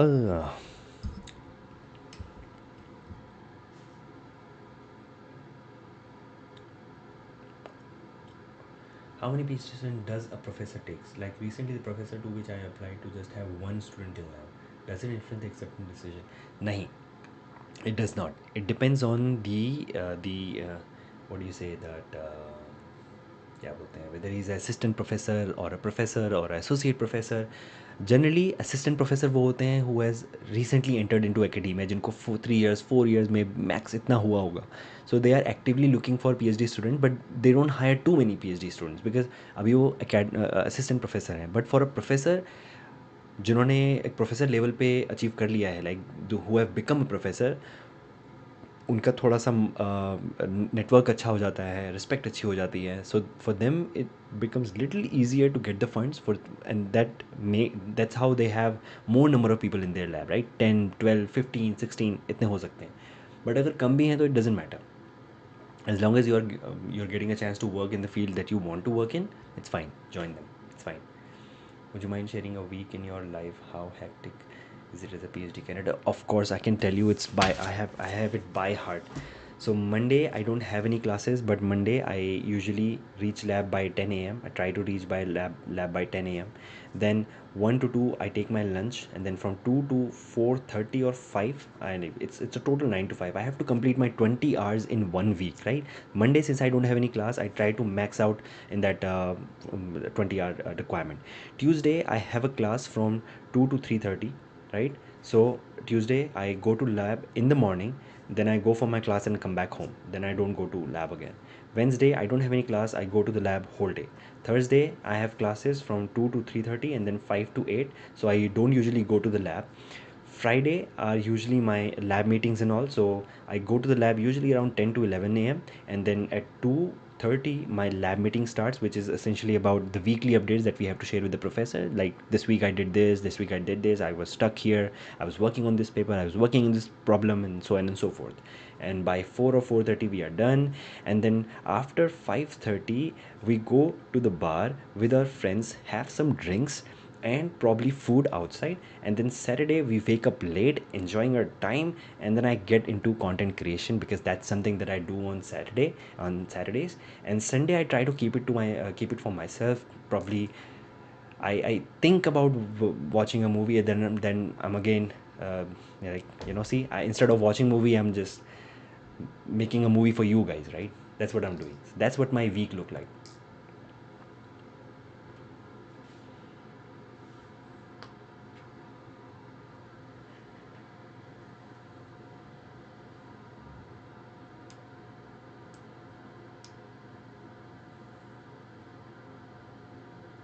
And of course, on Saturday and Sunday, I also try to complete my assignments, some coursework, and those things are, you have to save them for your weekend.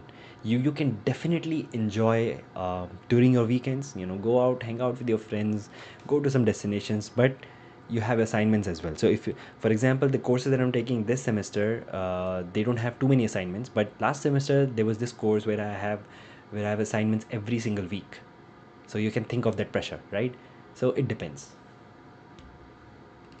Yes, he is Indian. My advisor is Indian, but I think he's a US citizen now. I'm not sure, but he is Indian.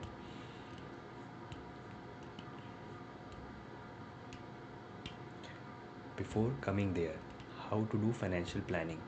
So uh, is it about amount of money that you have to bring from India to US?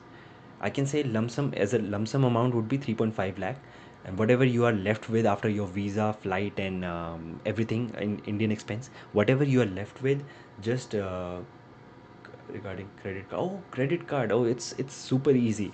So the thing is, I would say, if you know somebody here, just ask them for the first. Okay, here's the deal.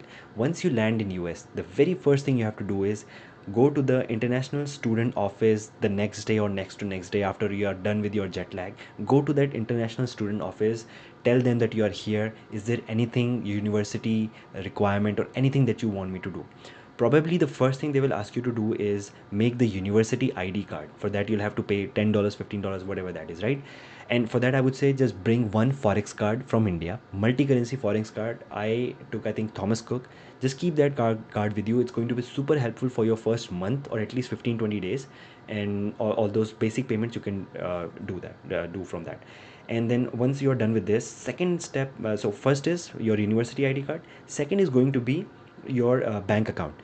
Go to the nearest bank. Like, you'll have to ask, of course, international student office will also appoint an advisor for you. You can ask any questions to him or her, and just ask them like which is the bank that most of the students prefer opening their account into, right? So you can go to their bank, open your account. You don't need all you need is your I-20 or passport and your offer letter, and just take it with you, and then open your bank account. Once you have your bank account open, the next step is to get a US SIM card.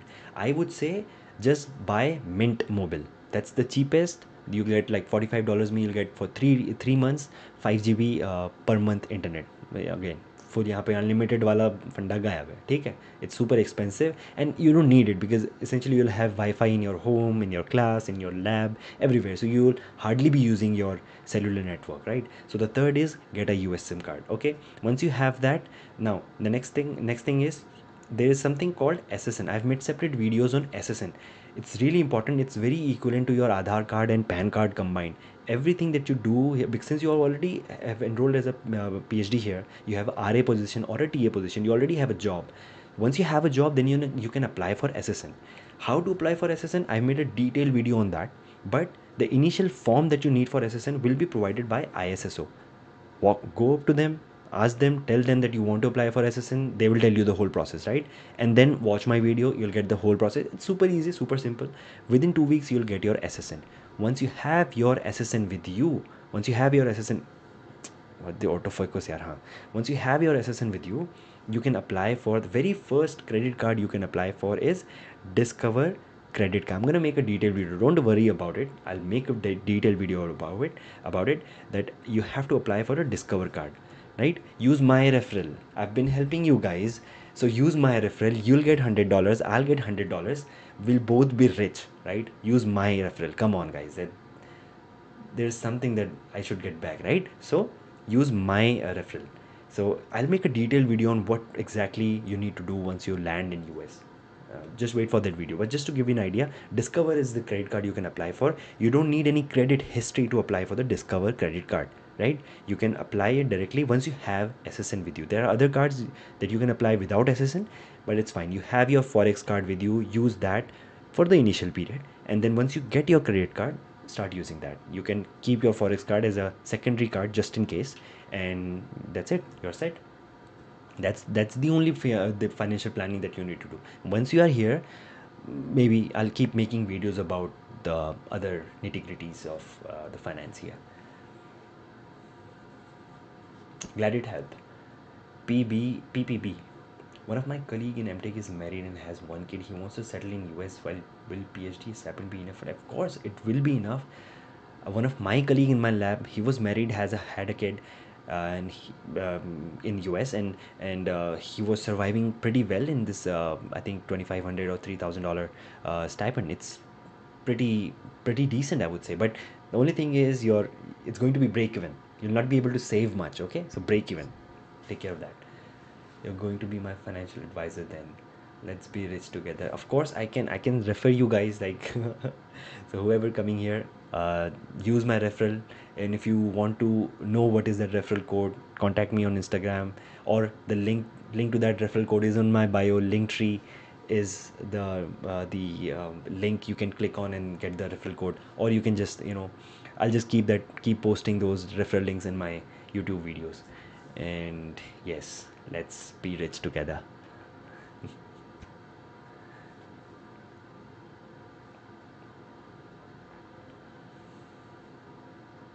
Thank you so much for the info you're providing. इत्तेफाक से आपका video मिल गया and trust me, I got some confidence and I took this step.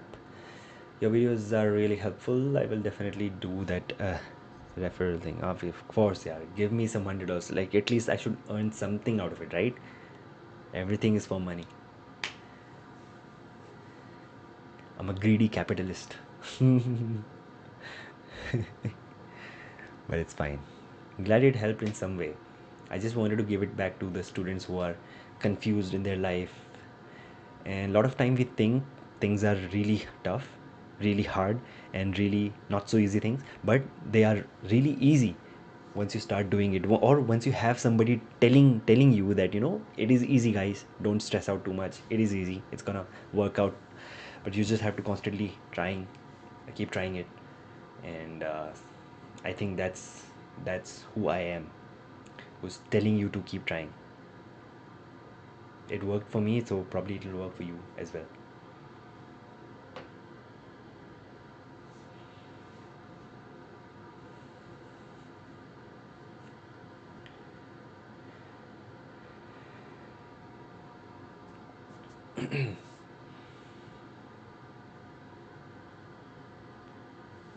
When will you get your American accent?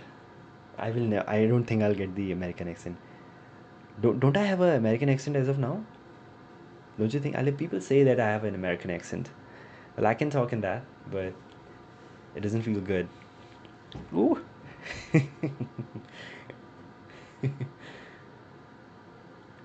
Well, while giving presentations in the conferences here, I sometimes switch my accent.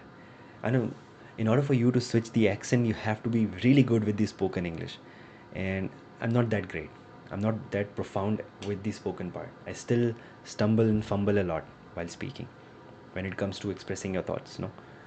So, yep, I'm trying. We'll see. It's better than what it was when I was in India.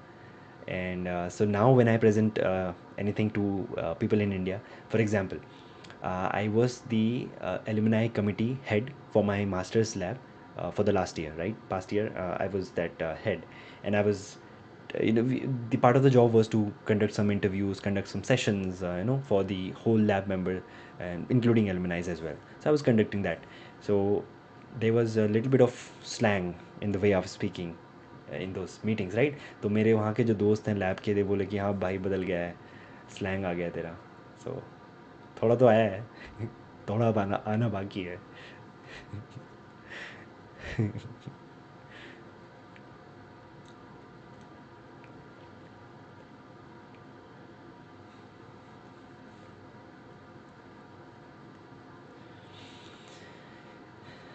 लगता है मेरे जाने का time आ गया है.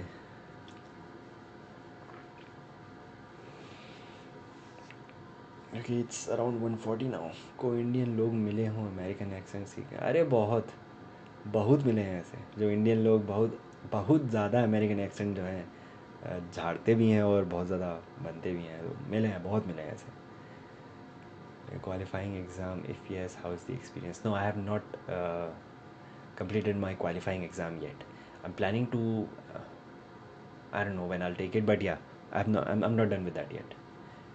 I'll be taking it soon, maybe next semester, next to next semester. I don't know, but yeah, soon. But qualifying exam यहाँ पे भी होते हैं, ऐसा नहीं समझना कि यहाँ नहीं होते.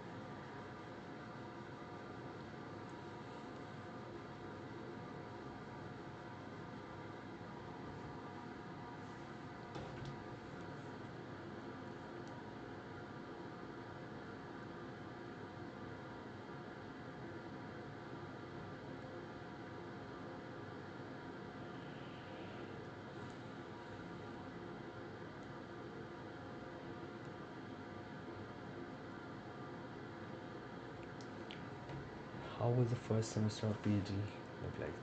It was wonderful for me since I came here in summer. Classes नहीं थे, it was all research work. Summer is the most beautiful time here. मैंने एक इलेक्ट्रिक साइकिल मैंने ख़रीद ली थी, and I used to go to my lab on electric bike. While coming back, I used to explore the parks, explore the Walmart area. उसके बाद यहाँ गए वहाँ गए. So I was exploring the city, and that's one thing that I would suggest and recommend everybody. अगर वो safe इलाका है, प्रोवाइडेड हाँ सेफ़ इलाका है, तो ही ये सब करना. बट एक्सप्लोर करना मज़ा आता है, लोगों से मिलना, बात करना. जब आता था ना, मुँह से कुछ आवाज़ नहीं निकलती थी. अगर मान लो कहीं मुझे कुछ चीज़ रिफ़ंड करनी है वॉलमार्ट में, तो मैं फंबल कर जाऊँगा, क्योंकि एक फ़ियर सा था हल्का हल्का. बट आफ्टर 1 और 2 मंथ्स आई वुड से धीरे धीरे आ गया. अभी क्योंकि यहाँ के लोग बहुत इंटरेक्टिव होते हैं. आप जाके बात बोलोगे, जैसे हम नॉर्मली जा रहे हो, मान लो मैं कुछ सामान खरीद रहा हूँ किसी से, मैं ऐसे दूंगा, तो ऐसे नहीं होगा कि चुपचाप खड़े हो गए, मैंने सामान दिया, उसने रखा है, नहीं. Hey how you doing, how's your day been, what are you up to now, where are you heading towards, what are your plans for the evening, what are the plans for the weekend. पूछेंगे उनको. घंटा तुम्हारा नाम नहीं पता, घंटा ये पता कि तुम पीएचडी कर रहे हो, क्या कर रहे हो, बट एक नॉर्मल कॉन्वर्सेशन है. तो ये बड़ा ऑकवर्ड लगता था स्टार्टिंग में. बट अभी अभी मैं खुद ही बोलता, hey how you doing, how you have been, how you're doing, like what are your plans for the weekend, any plans for the weekend, any plans for the Christmas, ऐसे. तो ये चीज़ होती है. Can we save 1000 if you have a अगर यार खर्चीली girlfriend होगी तो 1000 क्या, तुम्हारा ज़ीरो भी नहीं बचेगा. ज़ीरो भी खा जाएगी वो, अगर खर्चीली गर्लफ्रेंड होगी तो. बट अगर गर्लफ्रेंड होगी तो 1000 थोड़ा बचाना मुश्किल होगा यार. थोड़ा तो बाहर लेके जाओगे, खिलाओगे नहीं कहीं पे यार, गजब बात कर रहे हो, है ना. तो जब खिलाओगे, तो देखो मिनिमम जो मील होता है कहीं गए, तो एटलीस्ट एक बंदे का एक पर हेड कॉस्ट $30 to $40 तो आएगा. ये मैं अपने सस्ते वाली बता रहा हूँ, लाइक ठीक ठाक डिसेंट जो डेट्स होती हैं उनमें. तो $80 तो मान के चलो, 50 to 80 डॉलर के बीच में कहीं ना कहीं आपका एक्सपेंस होगा एक आउटिंग का.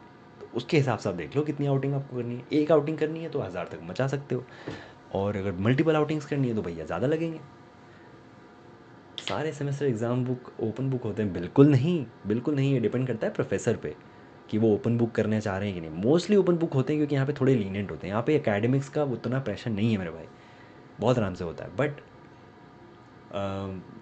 कहीं ओपन बुक नहीं भी होते हैं, तो ये देखना पड़ेगा आपको. कई जगह क्या होता है, ओपन बुक नहीं होंगे but they will provide the cheat sheet, जिसमें कि फॉर्मूलेन ये सब लिखा होगा, but they will provide. Professor जो प्रोवाइड करेगा वही आपको यूज़ करना है, उसके अलावा नहीं. आप इसको आप ओपन बुक कह सकते हो, बट ये पूरी तरह से ओपन बुक नहीं है. कई जगह पे वो क्या बोलते हैं कि आपको एक A4 अलाउड है लाना, एक A4 लाना अलाउड है. इस A4 में you can make partitions, and partitions करके आप खुद ही फॉर्मूले लिख के ले जाओ. अब जितना छोटा छोटा छोटा छोटा लिख के, अब चिट, हमें तो चिट लिखने की आदत है, तो हम पूरा ही छाप सकते हो. तो ये अलाउड होता है किसी किसी में, तो वेरी करता है.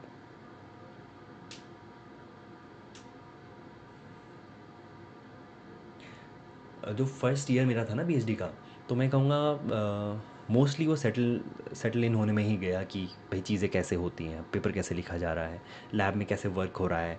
पाइथन में अच्छे से सीख रहा था, AWS में वर्क करना सीख रहा था, SQL में सीख रहा था. तो ज़्यादा मेरा जो पहला साल गया है वो लर्निंग में ही गया है, और एक्सप्लोर करने में. ऑफ कोर्स मैं ट्रिप्स पे भी गया, मैं लोगों के साथ भी गया, फाइनेंसेस थोड़े बहुत सीखे, पहली बार लोन लेके कार उठाई, और उसकी EMI का चीज़ें देखी. ये सब चीज़ें मेरे लिए नहीं थी. यही तो मैं कहता हूँ, हम लोगों का जो इंडियन जो घरों में चीज़ें हैं, लाइक बहुत बहुत सफिस्टिकेटेड लाइफ जी रहे हैं वहाँ पे हम लोग, इस तरह से कि हमको ये नहीं पता. लाइक टैक्सेस का किसको पता है, उठा के देख लो किसी मास्टर्स के बच्चे से पूछो कि उसको पता है टैक्सेस का क्या है, किस स्लैब में आता है ये भी नहीं पता होगा. तो ये हमारा फाइनेंशियल अवेयरनेस है।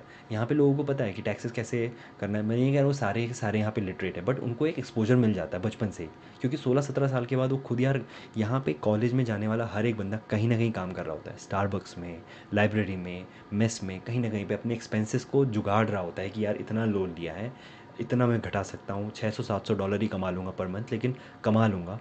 उस पर वो टैक्सेस भी देगा, वो करेगा, तो मतलब वो मैनेज करना सीखता है यार। इन इन चीज़ के लिए तो मैं सल्यूट करता हूँ उनको, बिकॉज़ ये लेवल पे यहाँ पे इंडियंस के लिए सर्वाइव करना बहुत, ऐसे इंडिया में तो बहुत मुश्किल हो जाता।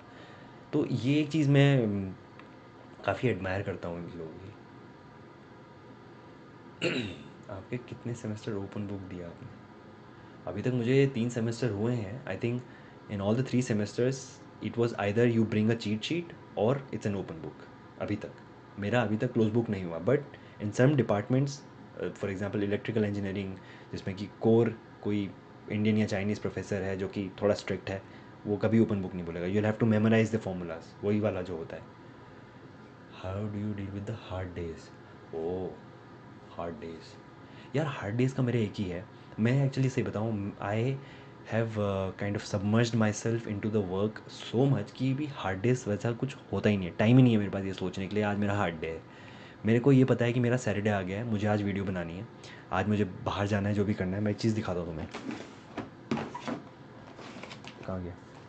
ये है, देखो, यूनिवर्सिटी से। देखो, अब ऐसे ऐसी ऐसी चीज़ें होंगी तो हार्ड डे कहाँ से आएगा? जब मुझे दिख रहा है ये वो कैमरा है विच इज़ अराउंड $700 का, ठीक है। I get it for free from the university, ठीक है। $700 का ये कैमरा है, पूरा किट है इसमें, like the whole kit. I have the mic as well, जिसको आप देखते हो मेरे यूट्यूब वीडियोज़ वगैरह में। मैं लाइब्रेरी से इसको रेंट करके लाता हूँ, और रेंट करके ला के मैं वीडियोज़ बनाता हूँ। तो Saturday is like this, I have submerged myself into the work so much that I don't have time to think about this hard thing and all. Of course I get your point Shraddha, because you are applying for PhD. अब ये थोड़ा सा एक निराशा वाला time चल रहा है, जिसमें कि कभी प्रोजेक्शन आ रहा है, कभी अच्छा नहीं मिल रहा है, कभी कुछ ऐसा मिल रहा है जो चाहिए ही नहीं है ना, तो ये हो रहा है। But once you are here, I don't think you should waste any minute here, right. उसको इन्वेस्ट करो, कनेक्शंस बनाओ, स्किल्स सीखो, कुछ ना कुछ नया ट्राई करो। बिजनेस यहाँ पे आप कर सकते हो, इतनी ओपन इकोनॉमी है। You can start your own firm, you can start your own company even when you are an F N student, although you are not allowed to lead a business because you cannot hold a business on F1 status, but you can plan for a business, start a startup, and then there are ways. I mean, I have explored them, but ये चीज़ें हैं। तो I would say when you kind of when you surround yourself with work and work and work all the time, it becomes easy. You don't have time to think for the hard days and all. Of course ऐसे में hard day आते हैं, कभी कभी मुझे भी लगता था स्टार्टिंग में, जब बहुत अकेला अकेला लग रहा था। हार्ट ब्रेक सबके होते हैं यार, ऐसे मोमेंट सबके आते हैं, ऐसे में अकेला लगता है। बट काम करो, बस काम करते रहो। जिम जाओ भैया, जिम। मैं तो जिम शुरू किया, और जब से मैंने जिम शुरू किया है, देख ही सकते हो, लाइक ठीक है, एक अच्छा स्लीक बनता जा रहा है। तो जब आप खुद को ग्रो करते हुए देखते हो ना कि आपका बॉडी अच्छा और आपका स्किल सेट अच्छा और आप कुछ नया ट्राई कर रहे हो, आई डोंट थिंक ऐसा कुछ हार्ड फीलिंग है। एक बार यहाँ आ जाओ या एक किसी मुकाम पे पहुँच जाओ तो अच्छा लगता है। वट फाइनेंशियल, आपके कितने सेमेस्टर का ये हो गया? What financial education or awareness needed, like what is that we should know when to get that knowledge from? देखो, नॉलेज का मैं सही बताता हूँ। मैंने एक ₹400 का लेबर लॉ एडवाइज़र, एक यूट्यूब चैनल है, काफ़ी फेमस है वैसे इंडिया में। आई डोंट नो में से कितने लोगों को दिखी होगी, बट लेबर लॉ एडवाइज़र ने एक बार एक कोर्स, उन्होंने भी उस समय कोर्सेज सब लोग बेच रहे थे अपने, तो उनका भी एक कोर्स आया था इंडियन टैक्स सिस्टम के ऊपर। ₹500 का कोर्स था, मैंने लिया था। और उसके अलावा भी मैंने थोड़ा बहुत ट्रेडिंग वगैरह ये सब में हाथ मारा है, तो थोड़ा थोड़ा आइडिया है कि long term capital gain, short term capital gain, tax slab कैसे है, डिडक्शंस क्या होते हैं, थोड़ा बहुत आइडिया है। तो वो इंडियन सिस्टम हो गया। कुछ कुछ वैसा ही यहाँ पे भी होता है। उसके ऑफ कोर्स नाम कुछ अलग होंगे, बट इतना ज़्यादा टेंशन लेने की ज़रूरत नहीं है, बिकॉज तुम कोई टैक्स एक्सपर्ट नहीं बनना है यहाँ पे आके। थोड़ा बहुत पता होना चाहिए हमें कौन सा टैक्स यहाँ पे बचाने हैं। हमारे इतने इतने टैक्स लग भी नहीं रहे हैं अभी, क्योंकि एज ए स्टूडेंट हम बहुत हायर स्लैब में नहीं है यूएस में, बट जिस भी स्लैब में है उसके हिसाब से आपकी चीज़ें, जो भी टैक्स होगा वो कटेगा ही कटेगा। बाद में जब जॉब लगती है तब ये सब चीज़ों को एक्सप्लोर करना ज़रूरी है। बट लेकिन ये है कि आज भी लोगों के इंडिया में हाथ काँपते होंगे कि यार टैक्स रिटर्न फाइल करना है, किससे करवाएं, खुद से नहीं हो पाएगा। जबकि गवर्नमेंट ने प्लेटफॉर्म्स बना दिए हैं अभी, जो कि like E for which has made things easier for you to apply for the tax and all, right. Well, yes, I will try for that as well, PPP. That it's I know sometimes मैं कभी कभी बोल देता हूँ कुछ बहुत बढ़िया बढ़िया ना तो ये भी प्लान है आके make short form content as well. मैं I had editor as well. Let's see कैसे वर्कआउट करता है। सो प्रॉब्ली कल मैं उसके साथ कुछ मीटिंग करूँगा एंड कितना तारीख हो रहा है उधर 6 p.m. I was supposed to do a meeting today, but कोई बात नहीं. I'll do a meeting with him and come up with, and my frequency is gonna go up probably, maybe 3 to 4 long form videos and little bit more short form videos as well, because I think there's a huge gap in terms of the financial part and then tax related part and then what to do once you land in US. एक long form भी बनाया जाएगा, एक short form भी बनाया जाएगा, तो ऐसे किया जाएगा. आई डोंट नो कि इसमें कितना मतलब रिस्पांस मिलेगा, बट आई थिंक ठीक है, चलो देखते हैं. ऑलरेडी है क्योंकि लोगों ने बहुत सारी वीडियोस बनाई हैं, बहुत बड़े बड़े क्रिएटर्स हैं, बट आई स्टिल फील वो बहुत सुपरफिशियल नॉलेज देते हैं. कि जब मैं उनकी वीडियोस देखता था ना, जब मैं देखता था how to apply for PhD, सबका यही था कि फॉल की डेडलाइन यहाँ पे होती है शुरू, ठीक है. फॉर्म का एडमिशन के लिए आप जो है एप्लीकेशन फॉर्म के लिए यूनिवर्सिटी वेबसाइट में जाएंगे, आपको आपका ट्रांसक्रिप्ट चाहिए, डिग्री चाहिए. हम लाइक ब्रो, ये मुझे पता है, जो मुझे पता है मुझे वही देख के क्या मिलेगा. मुझे जानना था कि एक्चुअली अप्लाई करना कैसे है, ऐसे मेरा मतलब था कि how to get that position. Apply करना तो मुझे भी पता है, इतना बेवकूफ़ तो मैं भी नहीं हूँ. इतना बेवकूफ़ यहाँ पे इस चैट में कोई नहीं है जिसको ये नहीं पता होगा कि एप्लीकेशन फॉर्म कैसे भरना है. थोड़े बहुत डाउट्स वगैरह अलग चीज़ होती हैं, but how to get that position, ये एक अनकन्वेंशनल वे क्या है वो कोई नहीं बताया. फिर मेरे को ऑफकोर्स मेरे दोस्तों ने हेल्प किया. फिर मुझे वो पता लगा कि यार ये तो साला किसी ने बताया नहीं कि मेल करने, कनेक्शन बनाना है, नेटवर्क करना है, ये तो किसी ने बताया नहीं. यही चीज़ जॉब में भी अप्लाई होती है, तो किसी ने नहीं बताया. मैंने कहा बताते. तो ये मैंने बना के डाल दिया एक वीडियो. उस समय मैं एडिटिंग भी सीख रहा था, तो I tried my best to do the video editing, और हो गया. और उसमें तो अभी like if I tell you, more than 100K views उसमें हो गए हैं. More than 100K views which is significant, like it is reaching to the masses. साला सब्सक्राइब कोई नहीं कर रहा है, बस ये है. स्टूडेंट्स एफ एन स्टेटस में वर्टिकल फार्मिंग माइक्रोग्रीन बिजनेस कर सकते हैं? नहीं, बिजनेस नहीं कर सकते हो. You can not do business on F N. सीधे यहाँ से धक्का मार के निकाल दिए जाओगे वापस. तो बिजनेस नहीं करना है, कोई एडिशनल सोर्स ऑफ इनकम नहीं हो सकता है. If you are on F N status here, you are a student, you are suppose to do study. अगर आप पाए गए किसी ऐसी चीज़ में कि आप कहीं से एक्स्ट्रा यहाँ बिजनेस में लगे हो, सीधा डिपोर्ट कर देंगे. There are ways, when I say there are veg, उसके अलग तरीके ही हैं. यू हैव टू, सीपीटी एक चीज़ होती है. So for example let's say you are getting offer to work in a company, right. तो आप सीपीटी लेके चले जाओगे within your duration of your degree. CPT लेके जाओगे काम करने, that's maximum for 12 months. After the completion of your degree you can apply for OPT, optional practical training, which you get for 1 year and then you can extend it for another 2 year, provided you are in STEM field, science based field में, technical mathematical, उसमें तब आप कर सकते हो. अगर आपको business खुद का रखना है तो आप क्या करोगे? देखो, आपका डिग्री हुआ, you can launch a startup, LLC. You can file an LLC here, ठीक है.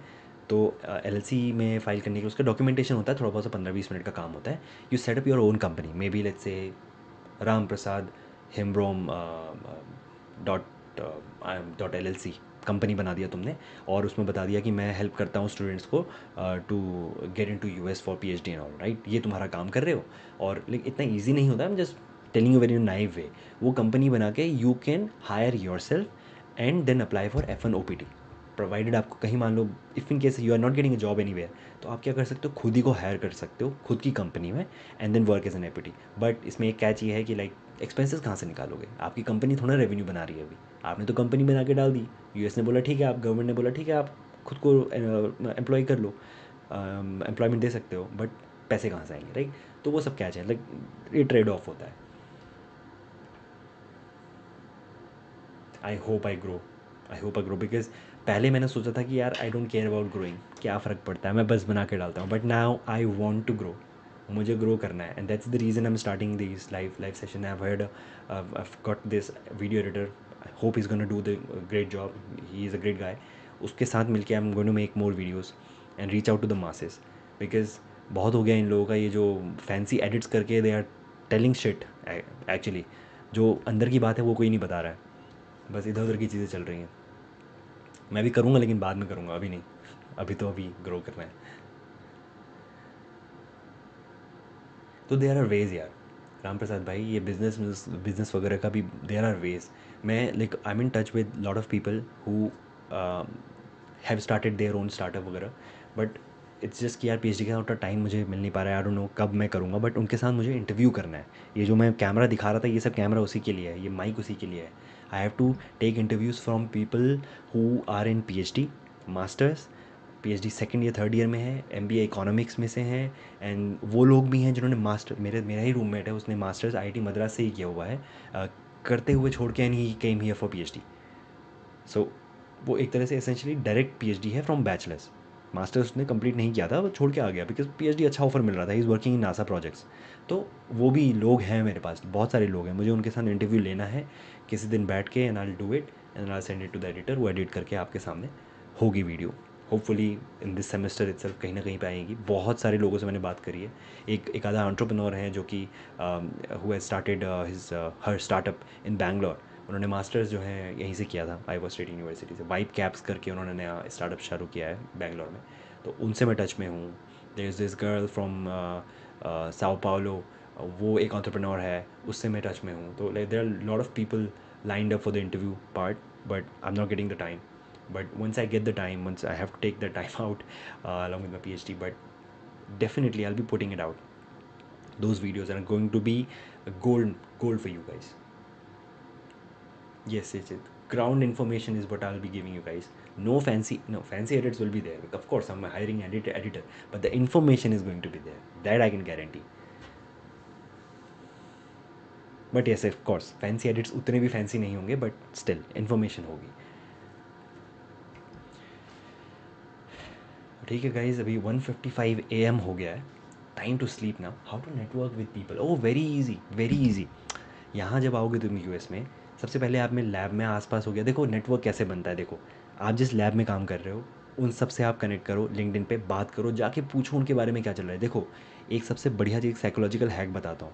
आप जैसे तुम लोग मेरे पास आए, पूछ रहे हो क्वेश्चन, मैं बता रहा हूँ, and I am very much interested. ये नेचुरल एक बिहेवियर है लोगों का, ठीक है. जब आप किसी से कुछ पूछते हो ऐसा जो उनको पता हो ना, तो वो खुले दिल से आपको बताएंगे, खुले दिल से आपकी हेल्प करने में आएंगे. That's how you make a connection with them. तो आप जब किसी के पास जाते हो तो ऐसे ही नॉर्मल हाय हेलो से शुरू कर कोई, कि hi how are you, my name is this, हाँ I recently join, so how is your PhD going, what kind of work are you doing, oh is it, oh wow this a very nice thing. अरे ख़त्म बात यार, ख़त्म हो गया, यही बात करनी है तुम्हें, नेटवर्क हो गया. लैब वाले से करो, फिर लैब के अगल बगल लोगों से करो, उनके उनके कनेक्शन से मिलो, लिंक्डइन पे कनेक्ट करोगे. कॉन्फ्रेंसेज में जाओगे, अप फ्रंट जा जाके हाथ मिला के बात करो यार. ये कॉन्फिडेंस मुझ में अब आया है, अब आ गया है पूरा अच्छे से. अभी मैं कॉन्फ्रेंसेज में जाता हूँ, आई एम नॉट दैट पर्सन जो कि कोने में एक प्लेट में खाना लेके खाना खा रहा है. नहीं, खाना वाना होगा, होता रहेगा. खाना वाना पूरी ज़िंदगी खा लिया, अभी भी खाना ही खाते रहेंगे, तो आगे भी बस खाना ही खाते रहेंगे और कुछ होगा नहीं. इसीलिए कॉन्फ्रेंसेज में जाना है, लोगों के पास अपफ्रंट जाके बात करनी है, 30 सेकंड का एलिवेटर पिच खुद के लिए प्रिपेयर करना है कि how will I introduce my self. उसकी प्रैक्टिस करनी है बाथरूम के मिरर के सामने, या जब तैयार हो रहे हो उस मिरर के सामने, या फ़ोन खोलो अपना फ्रंट कैमरा खोल के उसके सामने प्रैक्टिस करो. कि अगर मान लो मैं रैंडमली मिल रहा हूँ कि high John, how you doing, it's been a great day, it's pleasure meeting you, ऐसे करा. एंड देन मे बी वो जानता होगा, तुम्हें नहीं जानता होगा, hi my name is Ashutosh. Oh वो बोलेगा आप तुम्हारा नाम, my name is John. Oh hi John, nice meeting you, it's a pleasure meeting you. And so I am doing my PhD in Iowa state university, and I've been in my second year of my PhD, and I've been working with connected vehicles and mostly dealing with applied ML and AI, बा ख़त्म. यार ये elevator pitch prepare करो, मैंने भी करी, मैं पूरी बता नहीं सकता, बट तुम भी करो. That's how you network with people. Conferences में तुम ऐसे मिल सकते हो, मोस्टली कॉन्फ्रेंसेज ही होते हैं. सेकंड, लिंक्डइन पे मैं बताता हूँ, लिंक्डइन पे मैंने ऐसी कनेक्शन रिक्वेस्ट भेजी, जो कि हैं research scientist in Adobe, research scientist in Microsoft, Google, Meta. उन्होंने एक्सेप्ट करी. मैंने उनको, मैं तुम्हें लाइव बताता हूँ, अभी तो क्या बताऊँ मैं, लोगों को बताता हूँ. मैं लिंक्डइन पे मैं गया था, मैंने उनसे बात करी थी, फंक्शू ये नाम था उसका, ठीक है. तो मैंने उनसे क्या बोला, देखो मैंने उनको भेजा कि हाय, उनका नाम था, hi hope you doing well, I am looking for a summer internship opportunity in data science and would you explore any, want to explore, and here is my resume and so on and so forth, right. उन्होंने बोला hi Ashutosh, nice to meet you, your resume looks great, all the projects are super strong evidence to show course your ML skill and so on and so fourth. उसके बाद मैंने बोला thank you so much for replying, if you don't mind would you be free for a quick 10 to 15 minute call so that I can learn more about your experience. उन्होंने बोला sure, we can plan it on Saturday और Sunday. I said Sunday would work great. And then we scheduled a meeting. We finally met on Sunday, and I had a really great insight of all this hiring process, कि बड़ी companies में hiring होती कैसे है. कितना time लगा मुझे एक कनेक्शन रिक्वेस्ट भेजने में लिंक्डइन में, क्या टाइम लगा मुझे, एक click, within a click of a button I got in touch with somebody who is working in Meta, in Microsoft actually, senior data scientist, insights दे दिया, थोड़ा सा पता लग गया कि यार अच्छा टी से पूछा जाता है, मतलब T S A is something that I can not skip, even though I'm not from computer science background, but DSA is something that they need. I'll have to do DSA now. Getting it? इस तरह की चीज़ें होती हैं.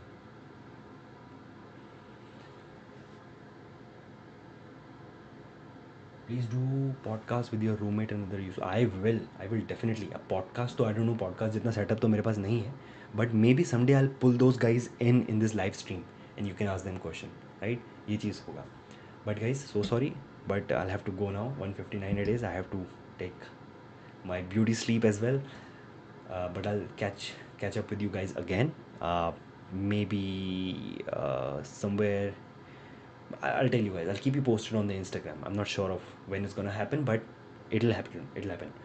And thank you so much for joining. And keep grinding and keep working towards your whatever goal it is. See you again. Till then, bye bye. Good night, guys.